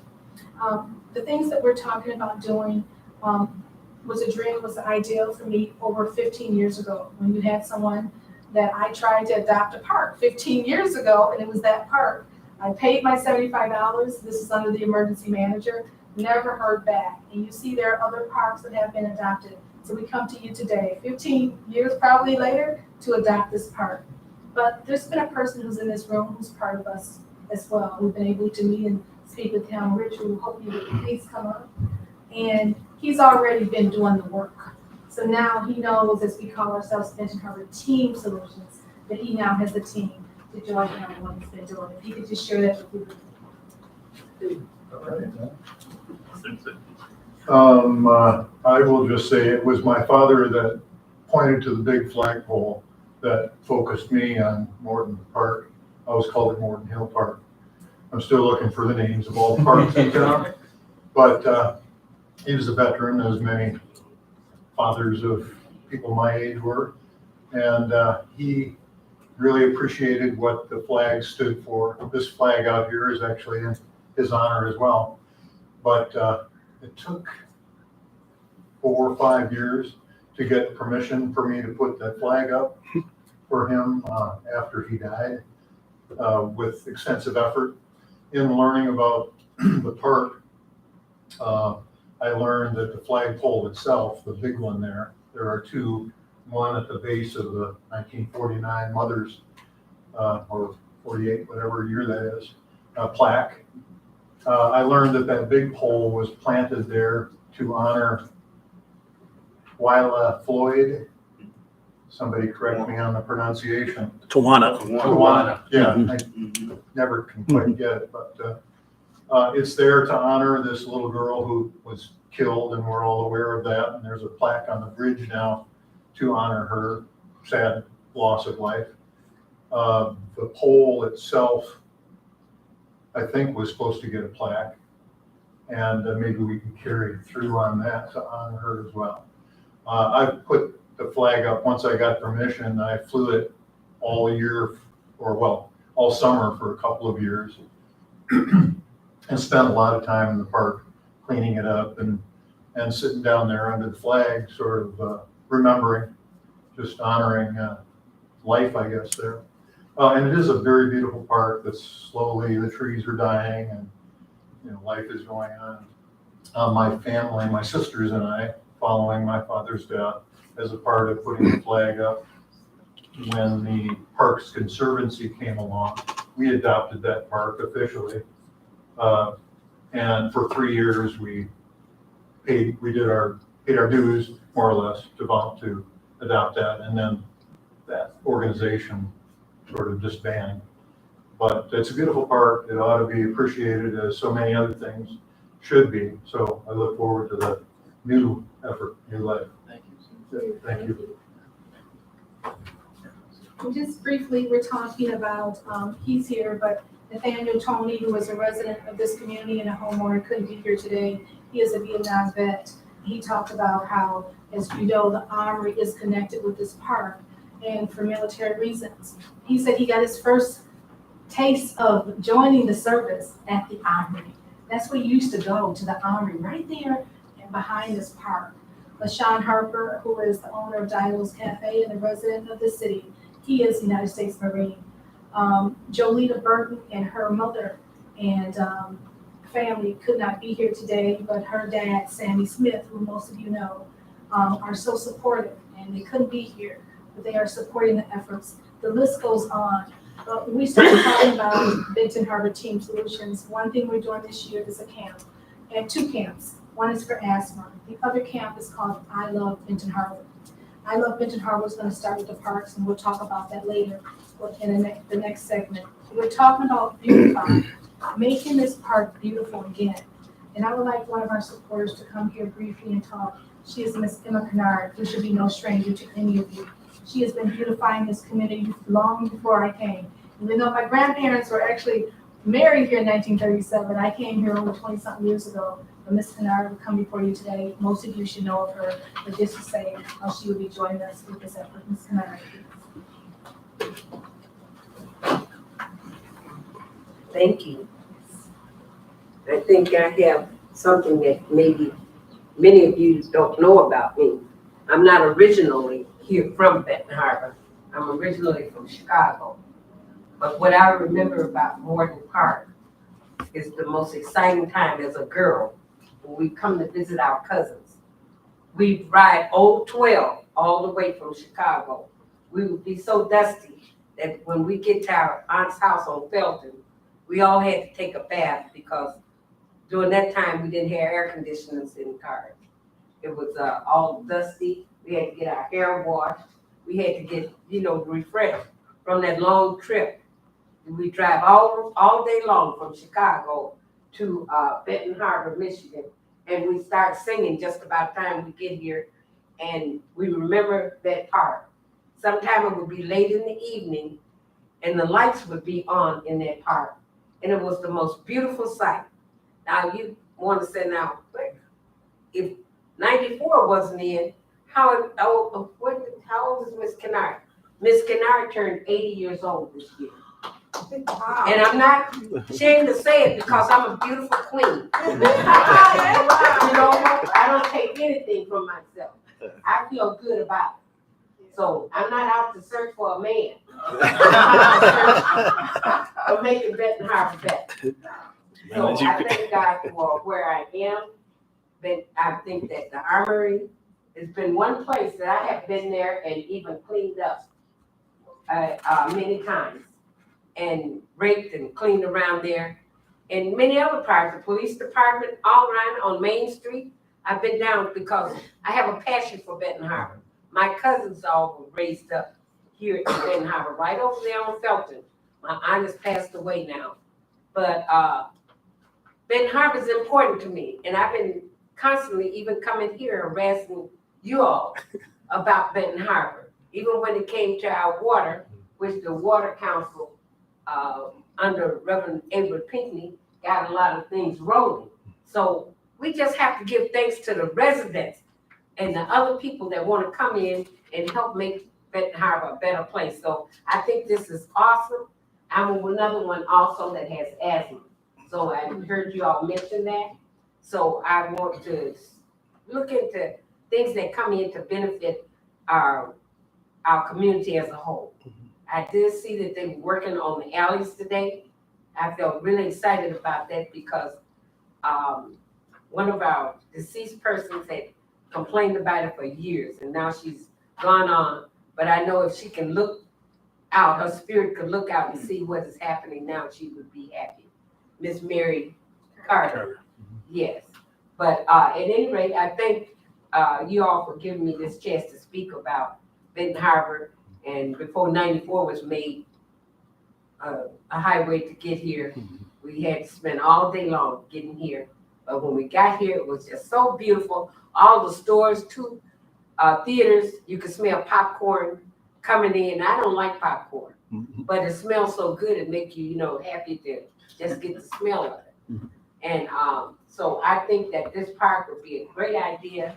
Also, city manager, I'd like you to pay special attention to the AKA, which is one of the black sororities that has tried to reach you and get in touch with you because they want to do a park. And I think that when you have residents or others that want to come in and just render their strength in trying to make things better for Benton Harbor, I think we ought to give them the chance to come in and do that.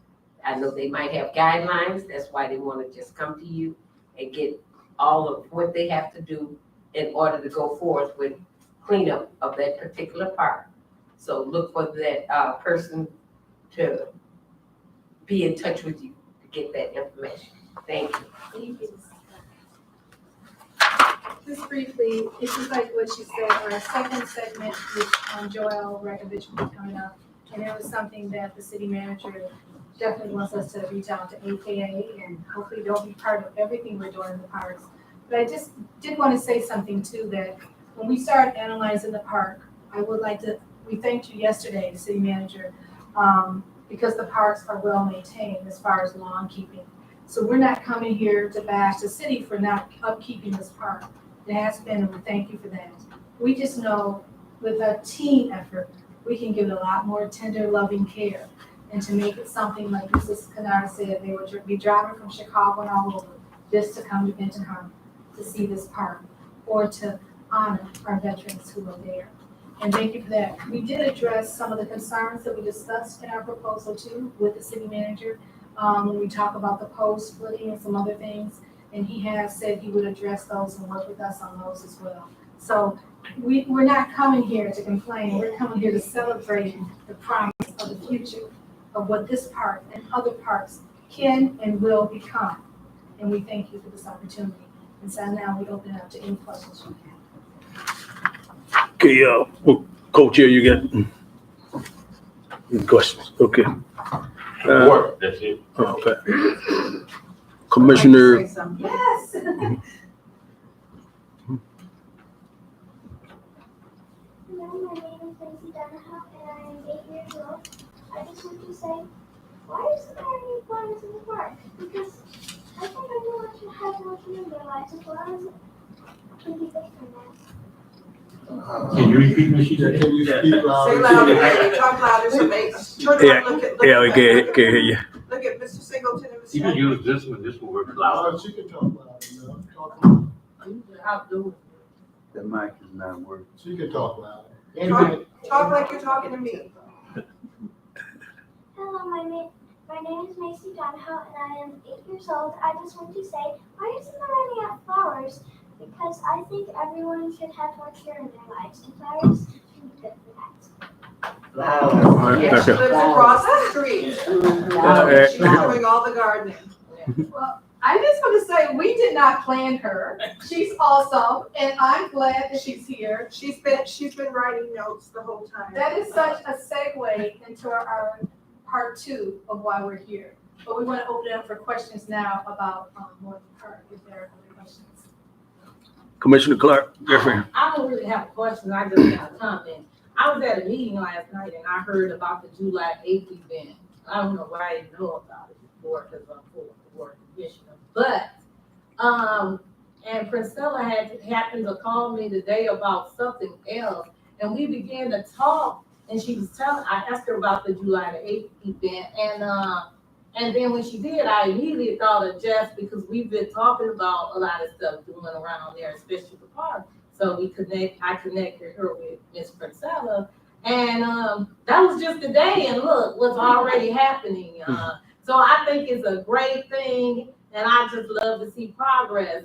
And there's this ties between the Morton Hill Park and the Armory, and that's one of the things that I've been talking about, trying to get it reopened for the kids. You know, the kids need something to do, so it's veteran, it's connection. Also, I think we need to go a little further than that. I think we should make Morton Hill a historical, you know, their hill, because I know the Morton House, I think it's already considered a historical, but I think that whole hill site, even the school, should be considered historical. It is the Lake Boulevard, I'm sorry. Because, It is the Lake Boulevard, Benton Harbor, it's the Golden Mile, it was the beginning of Benton Harbor.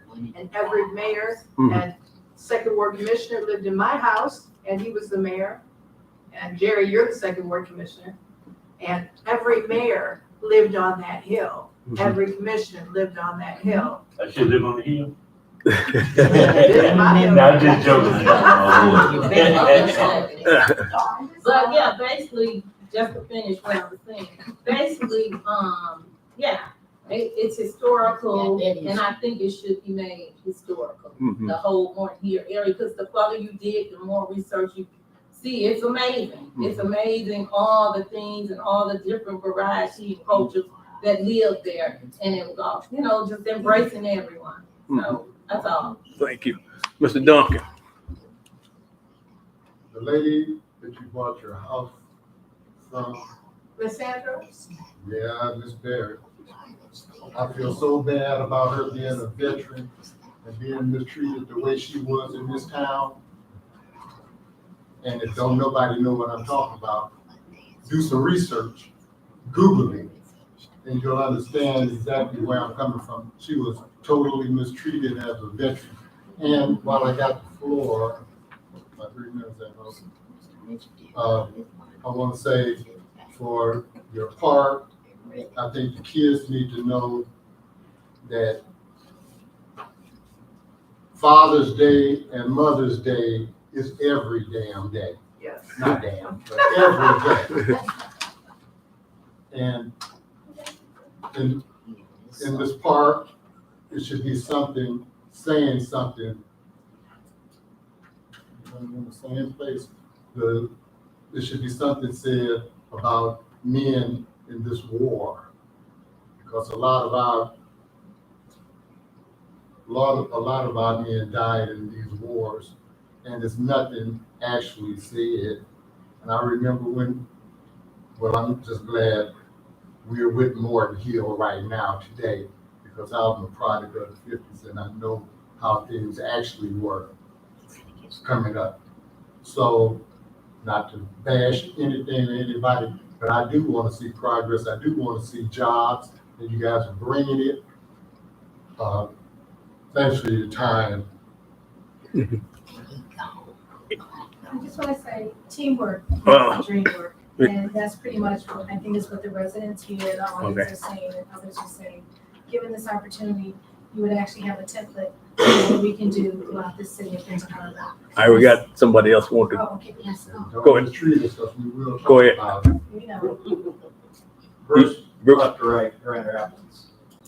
I don't really have a question, but I encourage the city to support this. In 2000, my wife and I began a project to restore the Kent County Civil War Monument in downtown Grand Rapids. It was a fountain. It hadn't worked in decades. And it was sat in a park, a triangular park downtown that nobody could use. It had trees and grass. We finished restoring the monument in 2003, but the park still couldn't be used. And over time, we kept advocating, agitating. And in 2014, the city was able to rededicate a completely rehabilitated park. We installed park benches around the monument so that people could enjoy the water feature. We then looked across the street at the Veterans Memorial Park, the largest park in the downtown area. And that too had a fountain. And while it worked, people didn't have access. It had a lot of war memorials, but it wasn't being used. And so the whole purpose of the project was to rehabilitate both parks so that not only did you have a place of respect around the war memorials, but the public could also come in and utilize it for other events. And those two parks are filled with residents at all times.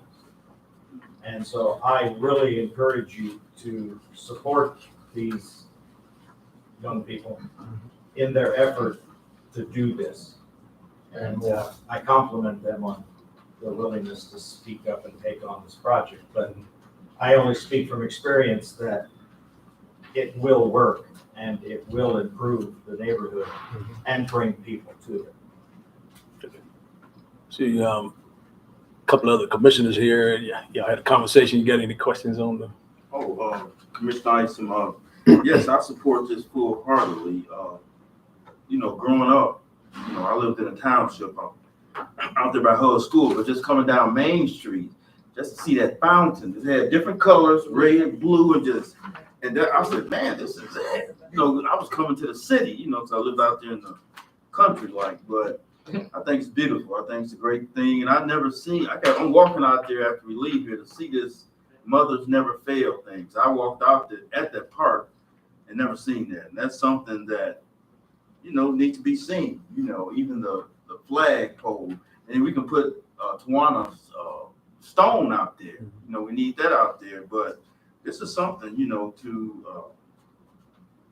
get this park rejuvenated, and, you know. But you always got to talk about the budget, you know, the money part, you know. So I hope we can find the money, can allocate the help. We're going to take the funds, you know, we know that, you know, to get this thing going. I brought the fountain up when I first started on this commission. It'll be great to find some money underneath the couch to get this that fountain going, man, to fix this park up. That's the entranceway to the city. It's the entranceway. And get rid of that chicken sign though, but it's I think it'd be a great thing to bring to the city, and I fully support it. Thanks. Great job, team, Ben Harbor Team Solutions. Commissioner Henry. Any comments? No comments. Okay. All right. Well, my turn to comment. And I think it's the city's goal to, you know, as we rebuild our city, to engage many partners as possible, getting the citizens involved, and, you know, especially in the neighborhoods. You know, that was one of, you know, my focus with the parks, is basically to bring them back to what they was actually put there for. And that was for, you know, the people in the neighborhood to come and enjoy a space, you know. And I believe that when people begin to communicate and have a space to communicate, you know, that they would get along better, you know, they would know each other, begin to look out for each other. You know, you bring back that neighborly spirit that I was afforded to grow up in, you know, where the whole neighborhood looked out for, you know, I couldn't get away with nothing, you know. The lights there that used to be, you know, I grew up in the neighborhood too, and those lights were definitely amazing. When I was a kid, I thought it was a rocket or something, you know. You know, to get it back to like it used to be, definitely. And we know that we would need help, because, you know, putting all the burden on the taxpayers to get this stuff done, it's a lot of money. So if people start coming in, volunteering, and doing things, I'm sure that would help. I don't know what, and maybe the staff can talk about that. I know we had meetings with in the master planning and things like that. How did this park fit into that? I know there's some things. All the parks are fitting into it. Mm-hmm. We're working right now Mm-hmm. on a 5-year master plan for parks. Right. And it will fit right into the master plan. Okay. Then I think she said 15 years ago, is there a policy on adopting the parks as? I just wrote that down to check on the policy. Okay. All right. Find out what it is. Okay. So, There's and, a water fountain over there. yeah, and if that, and I know it's probably old too, so if it need to be tweaked or something, but definitely we need to have a policy to do it, because there's other folks who have expressed interest in some of the other parks, which is good. Matter of fact, the gentleman earlier who President Pillars, they look in the Frank's Park up on Britain and near Colfax. So some other people are talking about some of the other parks. So that's a good thing, to have people interested in. Someone wants to talk, but she's hiding behind my hat. Okay, I seen her hand there. Yeah, and so I think that's a good idea to get people involved, and we need to work together. Make sure we're in the policies, that we would have. Make sure legal things and stuff like that. The money man over there, you're talking about finding money under the couch, but that's the chair of the personnel finance committee. So, so all these things have to work together. So I think this is actually ideal. You did break it down pretty good on your presentation, timeline, I guess that would have to be through, once you check out the, We will have done it this week. Okay. To be ready for the commission. Okay. No staff, Deputy Manager, Economic Development, you got any? Good idea. Okay. All right. Anybody else? That's my statement. Oh, Ms. Kennard. Okay. Hmm. I just want to say in the length of time that I've been coming, I think in 2004, I began to come regularly because I retired from the school. But anything you really want to do, you can do it. Mm-hmm. And I think that if we get on board, or you all get on board, and open up the doors for the park to get redone, in any of the other parks, work with people here in the community, you can get things done. I look at this monument that you all have right out here, where there's soldiers that has lost their lives and everything. That need to be upkept. I did that about 3 years ago. It's an upkeep. Once you get things done, you got to keep it up. If you living in your house, you got to make the bed, you got to vacuum, you got to do something. You can't just do it one time and say, well, we're gonna just lay back and everything is done. It's got to be a continuous upkeep. That's with the alleys and everything else that's been done. Things are on the book, so enforce them. You got people that will come around, and you got, what is it, the guys in the trucks that come and put tickets on things. Code enforcement. Code enforcement. Get busy and have them to do their job. That way you keep the city up. You got things in place, just enforce. I think you said a key word too. You said your key word was we, And I said we, and and I have been we all the time. So Yeah. I'm already on board for that. Commissioner, Unlike others, Commissioner Clark You Griffin. have been instrumental. Okay, yes. Go ahead, Commissioner. I just got one thing to say. I don't know if anybody aware, but there's a young lady when I was young that died on the bridge. Her last name is Swanigan. I know the family well, and there's a bunch of them, and I've never heard anything mentioned about her. So that's something that needs to be done for that family. They research it. And, I never. Well, I can contact the family, but I Yeah. remember it because Yeah, I it was don't so remember. sad. We were young, they were going to 14 Mm. when it happened. Mm. Yeah. Okay. Any other questions on this item? If I can interject, if they have a whole team, including my business and other people's businesses that are willing to do this to adopt Morton Park, if you've seen my property on the corner of Territorial and Hull, where you've seen my little swing that cost me $100 in Marketplace, and I've torn that up with an orchard garden, if one tired old woman can do that by herself, imagine what a whole bunch of young people, and a child, I'm 55, I'm tired. You're young. But imagine what a team of young people from colleges and all businesses coming with no money out of the pocket for the city can do. It's free and it's dazzling and it's beautiful and it's. And people, I'm worried that if I keep on doing my yard, people are going to start thinking my house is the park. So that I have a vested interest. All right, thank everybody for their comments, consensus of motives. And thank you. Mr. Co-Chair, okay. Mr. Manager, you'll do your part for the, Yes. Okay, all right.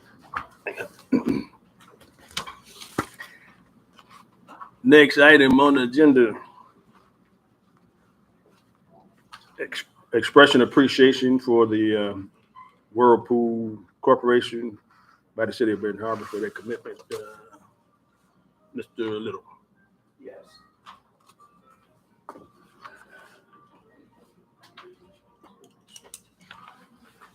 Yes, this resolution brought forth Whirlpool we've been working with ever since I've been with the city.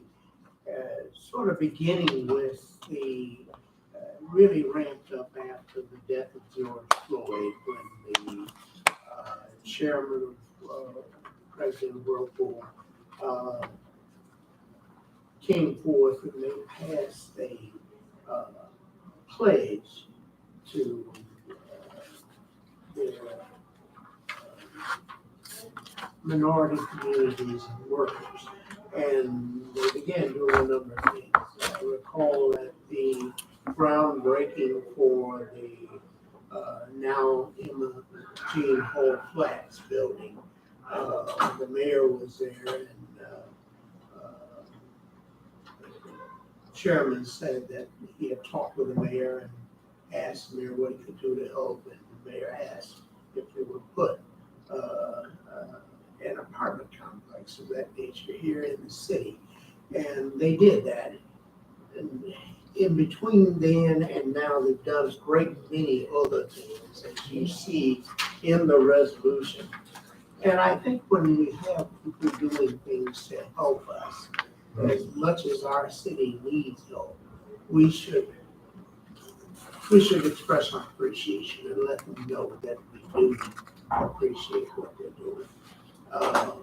Right now, they're working in Gene Woods Park, which is formerly was Broadway Park. I believe they're going to have a ceremony there this week, Day of Impact, similar to what they did in Union Park last year.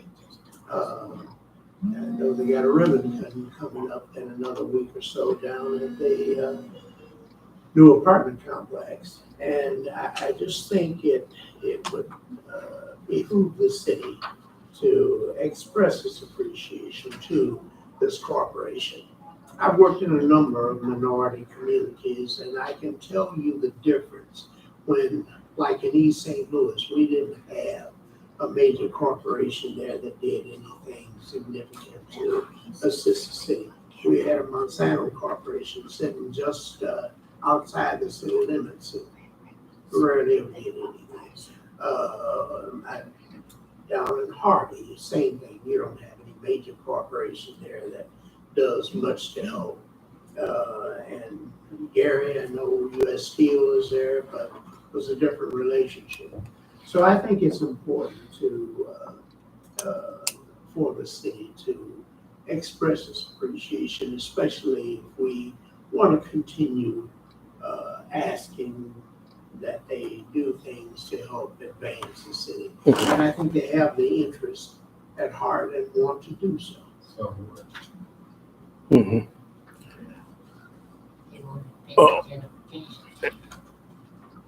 I support. Okay.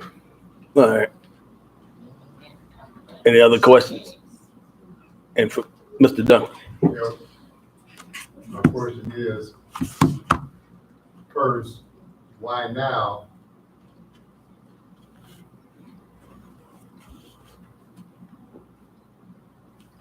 See what? Okay. Why not now? I'm asking, why now? Come on, Mr. Little. Because of everything else that's happened, and kibbles and bits is just not, it's not enough. Our parks, cool that you're gonna fix the park. Not, you have no jobs for the citizens. You smile in our face every time this door opens, and there's never a job, never training. There's nothing that's come from them other than something that they could benefit and land grab, and you guys smile and let them do it. So I'll always say this, and I appreciate anything anybody do with coming to this city if it's gonna help my people. But that's my main concern is my people, and it's not theirs. We done lost the high school. Did we get much help from them on the high school? I could be wrong, but I don't think so. But we got the Boys and Girls Club right across the street. Property means more than you guys. Well, I can't say all of you guys, but you know the value of property. When the school is gone, the kids are transported to other communities when we need them and their power right here. Just like we need the senior citizens right here in a place where they can call home and be comfortable, like a Harbor Towers or another tower. I wouldn't care, as long as we have what we need. Everybody's interested in what they need and what they can get their hands on and wait on the old folks to die so the kids can be anything, running around drinking, smoking, and ain't doing nothing. So they can eventually have what we have. To not see that and to not discuss it, I believe in what's that? Equitable. I believe in justice for all, and I mean people in power should do 10 times, 100 times as much for poor and disabled older people. But to just keep getting the kibbles and bits, you're gonna take over our parks for what? So when the seniors die off and the kids can't get a job because they're not trained, but you got a Boys and Girls Club, at least we can go exercise, right? Play basketball. Hey, there's more to life than that. And I don't know how we got to this point, but I got a great idea. I know the emergency managers did some damage, but so did every one of the other mayors, the whole caboodle of y'all at that time. Didn't have our best interest in mind. Otherwise, the city would never have been deserted by Whirlpool and all the rest of those guys. Y'all friends right now. Thanks for the time. Ms. Kennard. I know he mentioned a few things that I've had a concern too, because I know that a lot of the grants and everything come in off the statistics of Benton Harbor. And things is moving forward real fast because of election time coming up. And I know a lot of people want certain seats. So what I'm saying is that he has a valid point that he wants to know why now. It's election time, one of the things that's going on. And a lot of the monies that is flowing in is off of the statistics of Benton Harbor.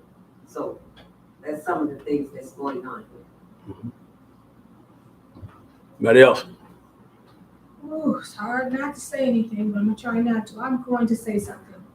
21 years I've been in business here. Number one, I want to say I think Whirlpool should deserve appreciation for what they've done. I do too. But coming from this body in this office, I'm still a business, a small business.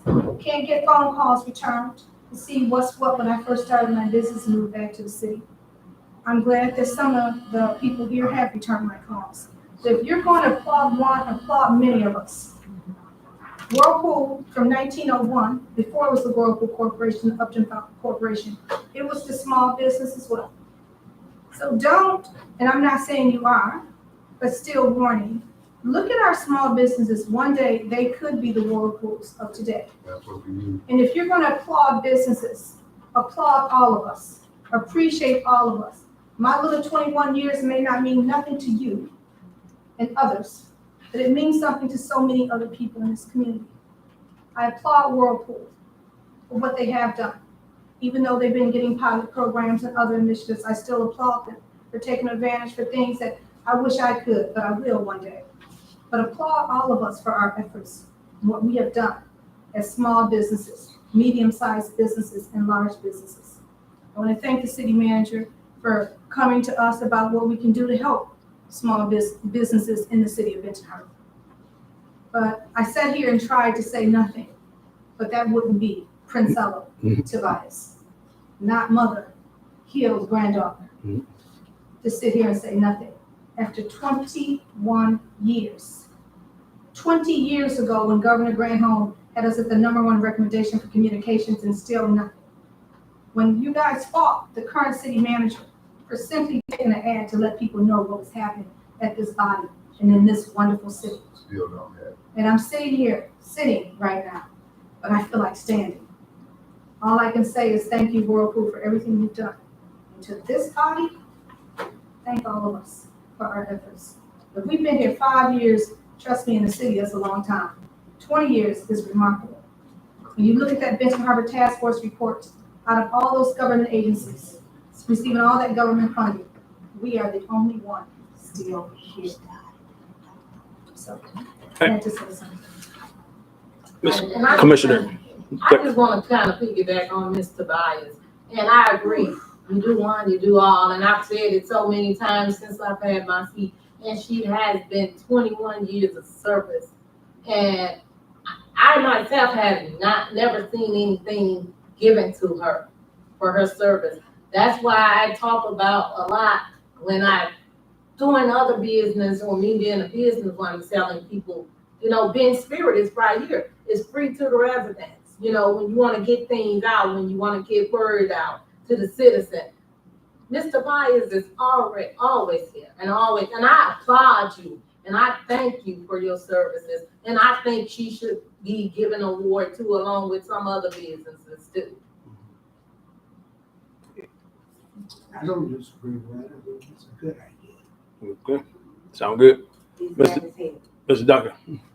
I applaud anybody who does something for the city. And I don't want it to get misunderstood what I'm saying. If anybody would have some concern or a whole lot of concern, that's what I'm looking for. That's what I was talking about. I don't want you guys to get a misunderstanding. There's so much more that corporations can do for poor people. I say it like that. I didn't say just black poor people. I'm saying for poor people. Should no kid be hungry with a Whirlpool or a Seventh-day Adventist church or Muslim or none of y'all? No kid should be hungry. Every kid should be able to go to Boys and Girls Club. I mean, every one of them. So, thanks for your time. What I was saying is that there's many hidden agendas. We have seen that over a period of time. I'm not blind. Every eye that's closed is not asleep. I don't have to be a rocket scientist to see through some things. What I'm saying is, when I look out and see a lot of the work, billions of dollars worth of work that's being done here, how many black bodies do you see doing the work, helping to do the work that is employed? Not enough. And you can say, oh, no blacks want to work. Look, there are some black people that even built this country. So you can't tell me that there's nobody that's black want to work in these places. But there's so many restrictions on them where it's not for others. We can have Hispanics can come in here and get jobs and work. And I know they're hardworking people, but also we've got hardworking people here. So I'm just saying, there's many that have a hidden agenda. And I want to bring that forth and say, and make it for what it is. See it for what it is. And I'll stand on that till I leave this world. Anybody else? Okay, and I do concur that, it's time to, recognize those, and I think as this community is coming back, you see people getting involved and, people do, and I know a lot of people do things that don't, look for it, but you should. When people do things, and that's my grandmama always taught me, when people do things for you that they don't have to do, it just, it's just right to say thank you. So, Mr. Bias, any other organization or any other citizen that, put their efforts in, should be, so. Co-chair. All right, this item be moved forward to Mr. Manager. Next item on the agenda. Update, Park and Recreation, Mr. Co-chair. I think they got a presentation before me. No, I was gonna do an update. Okay. Okay, good. Sorry, yeah, so I'm Joelle Regovich with Allen Marsh Consultants, and we've been working with city staff, focusing on the parks Okay. for the master plan development. We're dialing in specifically on parks to get input from the public about, what they're seeing there, what they want developed, what we should target. And then also by having a parks plan in place that's adopted by the city becomes eligible to apply for DNR grants to help make these improvements. And so I just wanted to update you that the next phase we're moving into is the public outreach phase, and I'm working with Benton Harbor Team Solutions. They're going to be out in the community gathering input. So I'm kind of leaving it to them to organize the outreach, the surveys, the committees, just engaging with the public to get their feedback and their interests and their goals. And throughout the summer, since it's a great season to be outside and kind of see the parks and meet with the public and everything like that. And so I just want to let you know that's the next step that's going to be going on for the next couple of months. Okay. So. Thank you. Questions? Okay, now. Thank you all for coming out. Park updates. People been asking me about City Center Park. Are the lines going down on the parking lot? What? Are the lines going down the parking lot, City Center Park? One question, parking lines. You're talking about if we're gonna line them for No, cars. they didn't want to know who's going, they just wanted to know if there's If going they're to be going to lines. be lined. Will be lines. Well, I don't know about that. You realize too, that's the fun area, shall I say? Correct. Where we have a lot of entertainment. And we have other lots that we need to concentrate on for parking.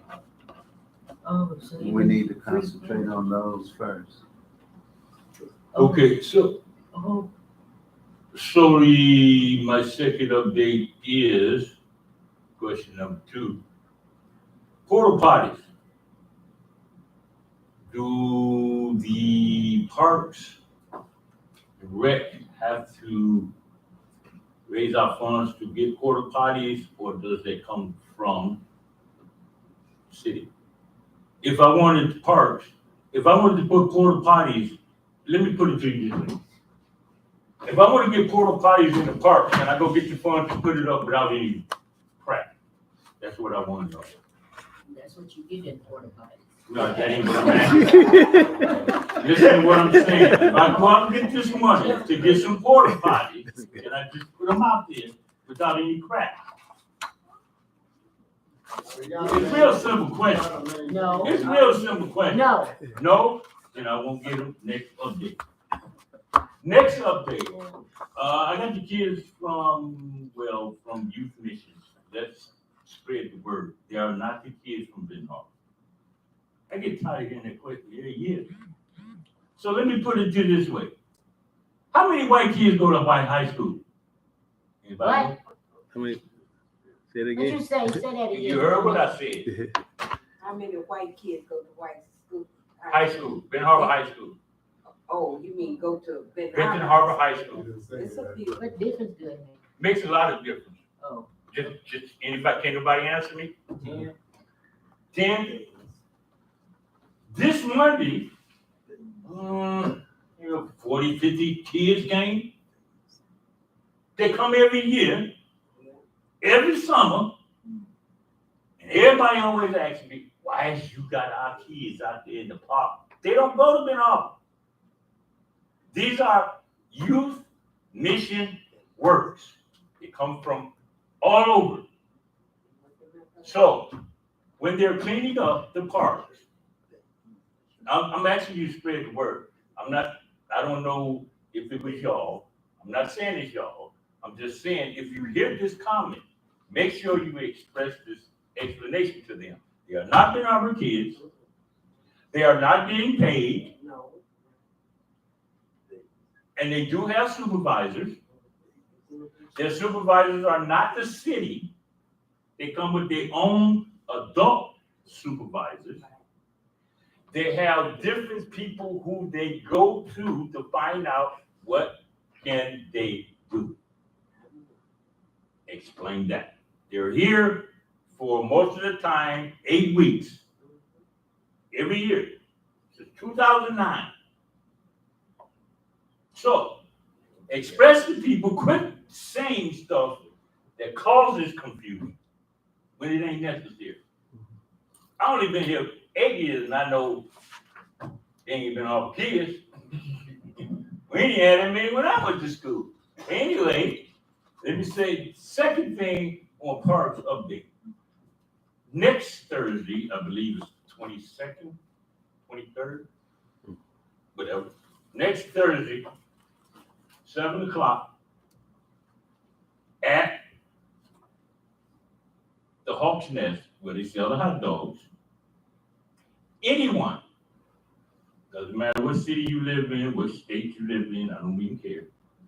Anyone who would like to help put together, supervise, score, keep, whatever, supervise some programs for any residents who want to enjoy the comforts of parks.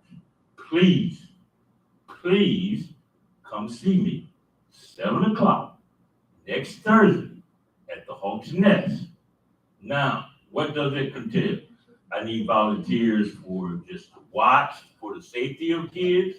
I need volunteers. These are all volunteers. Nobody get paid, so don't ask.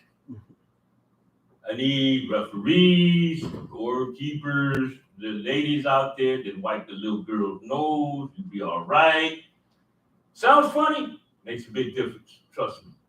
I need men who will be out there for the little boys who want to pick on little girls. They can pull them to the side and explain it to them. Don't do that. I need those. I need coaches. I need people who just out there to cheer kids on. That's what we need. Now, again, 7 o'clock, next Thursday, Hawk's Nest. Please, that's what we need. Outside of that, any questions on any parts? Yes. I have been asking for over 2 years to get a comprehensive report of what's going on in our parks. I've asked also for contracts and agreements. Well, as far as I know, as Now, far. let me finish, Oh, okay. because I already know you don't have that answer. That's gotta come from staff. So I'm asking through the chair, again, Look at them. I'm asking through the chair. Yeah, because you just told me I don't know, so look at them. Well, I'm telling you that you don't know, because don't nobody know but staff. So I'm asking staff through the chair and the co-chair to ask them to please present that to us so we'll know what's gonna be in our park, why they're in there, and how much money they're paying. Because I think that there's some problems with when they pay. Because when I asked about it last year, it took 3 months for me to find out that, yeah, they did pay. So when you do me like that, that just causes me to have big red flags as to what is really being done. Now, through the chair and the co-chair, I would like for you to ask for them to please present every one of us elected officials of everything that's going on in our parks. The season has already started. And so when I ask questions about certain people that are in our park and have been there for years and they don't pay, and I can't get an understanding of what it is, through the chair and the co-chair, please ask staff to satisfy that nurturing that I need for the parks. Mr. Manager, can you, We give a report each year. okay, can you make sure? I said a comprehensive report. I need a report that I can see who these people are and where the contracts are. All right, can you give one for this year too?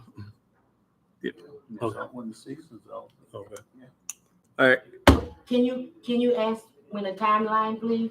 Because I don't have a whole lot of time on earth. he just said, you said when the season's over with, right? We've done it each year. Okay. Can you We get send a it to- we send it timeline to when this is everyone. done? This is already June. You said when the We don't season, have but 4 more months or 3 more months. you said when the season over, Mr. Manager? Okay, that's the timeline. I'm sorry. He said when the season ends, that's his timeline. When the season ends, Yeah. that means I don't know where Blue, whoever these people are that came in, they come in every year, they come from Grand Rapids. They're the ones that stole all the lilacs out the park. And I still don't know who they are and why they're getting our park free. Oh, I can answer that, but you said I don't know, so I shouldn't answer. No, you can't answer that for me. Yes, I can. No, you can't. I have to have that in writing. Okay. I have to have it in writing, Commissioner. I'm sorry. I can write it. Well, I don't need you to write it because it got to come from whoever is in charge of Parks and Rec. And we have a person that is in charge of Parks and Rec. Where they at? They get paid by the hour. They in charge of the Parks and Rec? They get paid by the hour. No, I'm saying they in charge?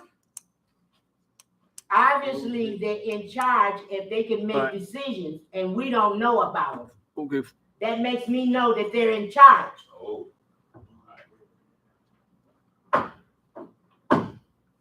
I'm done. I did all my updates. So that's all I need. Okay. I need that information. All right, Mr. Manager, you can work with her on that. Thank you. Thank everybody for coming out. Oh, okay. Go ahead. I've got a question relating, I guess, to a subject that came up in the last Parks and Rec meeting. Mhm. It was an announcement about a device that was going to be installed in City Center Park. Priority Health Fitness Center. Oh, okay. There were a couple of handouts describing the unit Mhm. and a handout describing the location, which wasn't very clear to me, still isn't very clear what that is. Mhm. I have tried to figure out the history of that whole topic, and I've come up empty. on minutes or meetings where the details of this thing were hashed out or approved by whatever process exists in the city. If what I gather was going to be installed or is planned to be installed in City Center, it just seems like the wrong place for such a device. City Center I see as the living room of our city, a nice, calm, peaceful meeting place for citizens to get together, to have exchanges and build community, not a gym, which this device seems to be to me, and it's intended to be that. I don't know why the area was selected and why it only came onto my horizon a month ago at a meeting where it was announced as a done deal. Everybody.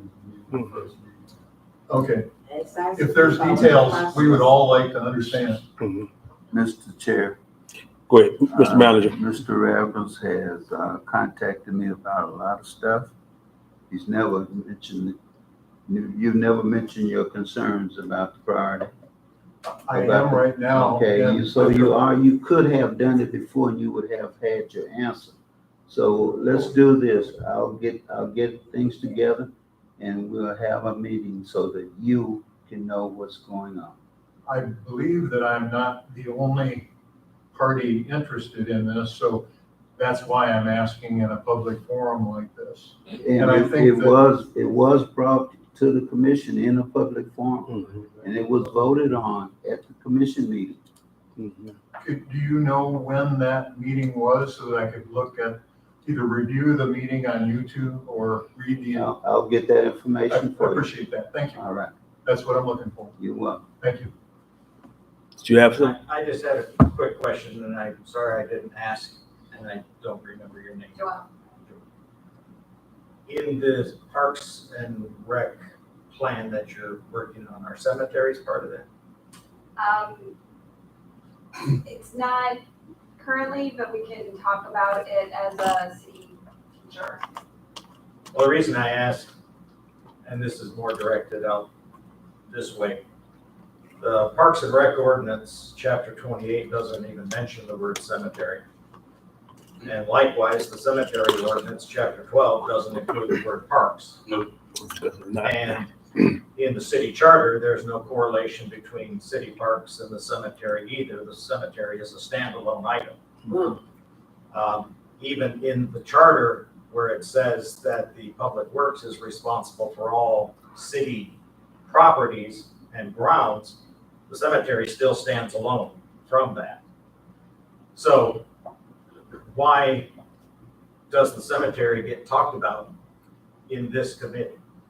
I don't remember talking about it. No, I don't. Yeah, it's cemetery board had their own, cemetery has their own board. Let me answer this for you. You don't know the history, all of the history of what has gone on here. And now, here is not the place to ask those sorts of questions. If you want to know something specific, get with me. If I'm not the one to tell you, there are some people who can tell you, so you can know the history of what's going on in the city. Well, And I know you read and you got your reading down and understand some of what's going on. You've been doing all of this. You don't know the history of it now. no, I don't know all of it, but the cemeteries were talked about in April. I presented lots of photographs about the condition of the cemeteries. You talked about. Was that public safety and Parks and Rec? Yes. I don't remember I talking stood about right there. cemetery, Parks and Rec. And Yeah. it's in the video. Yeah. The reason I'm Mr. asking. Chairman, the this question- item is not on the. Yeah. on the list. Yeah, but What committee? Because He said Parks and Rec, but because the approval the commission sent back to this committee, the approval for mowing Crystal Springs. well, that's a different than, Contract. yeah, that's a contract issue for, we got stuck with the, But it's still related to cemetery. yeah, but we got stuck with the Lawn cut. line cutting because the cemetery couldn't do it no more because they didn't have any money. So it came, somebody had to do it. So that's how we got with that. So. And all volunteer contracts come through us. I understand all of that, Mhm. but I'm just asking if if questions or concerns about the cemetery should be brought to this committee. No, the cemetery has its own committee. But if it, But if it's lawn The care, the cemetery board is what you're referring to. yeah, yes. Okay. they're autonomous board. That's where the charter You reads it. all really need to attend one of those meetings. Oh, no. So you can learn what's really happening. I know. Okay. All right, thank you everybody for coming out, meeting adjourned. Well, one more question. Go ahead. Can we talk about porta potties and washing your hands at the park? I just did. No, you said, you talked about something else, but No, I said, I know what you said, but you interrupted me and I'm trying to find out if we can have porta potties in our park. All right. I don't care, they know. Porta potties without any water is nasty. Hey, ain't no park without a porta potty and some running water.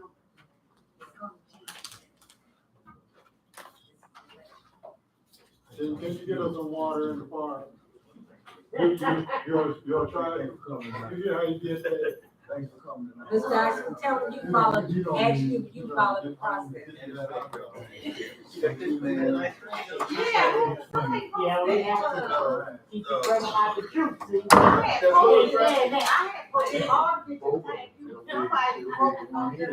Well, she did, the clerk did that. Oh, yeah. That's a nice picture with ice cream. I answered it a lot easier. Did you want me to turn this light off? You can turn it off. Thanks. Yes. Thank you very much.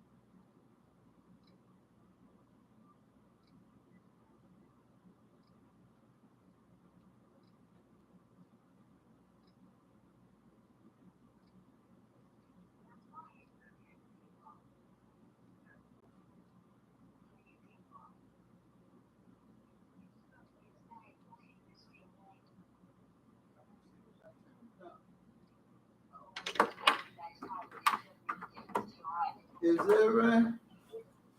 I don't know, I'm just letting you know that I've got people texting me telling me that the tape is still running. And, okay, let me see then. Maybe it is. Let me see.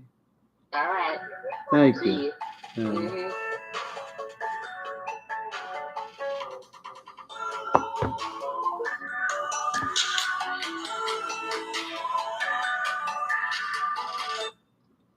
Hello?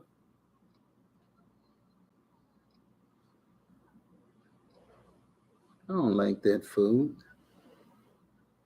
Shit, they had all that damn salt in that food. I could almost get sick that night.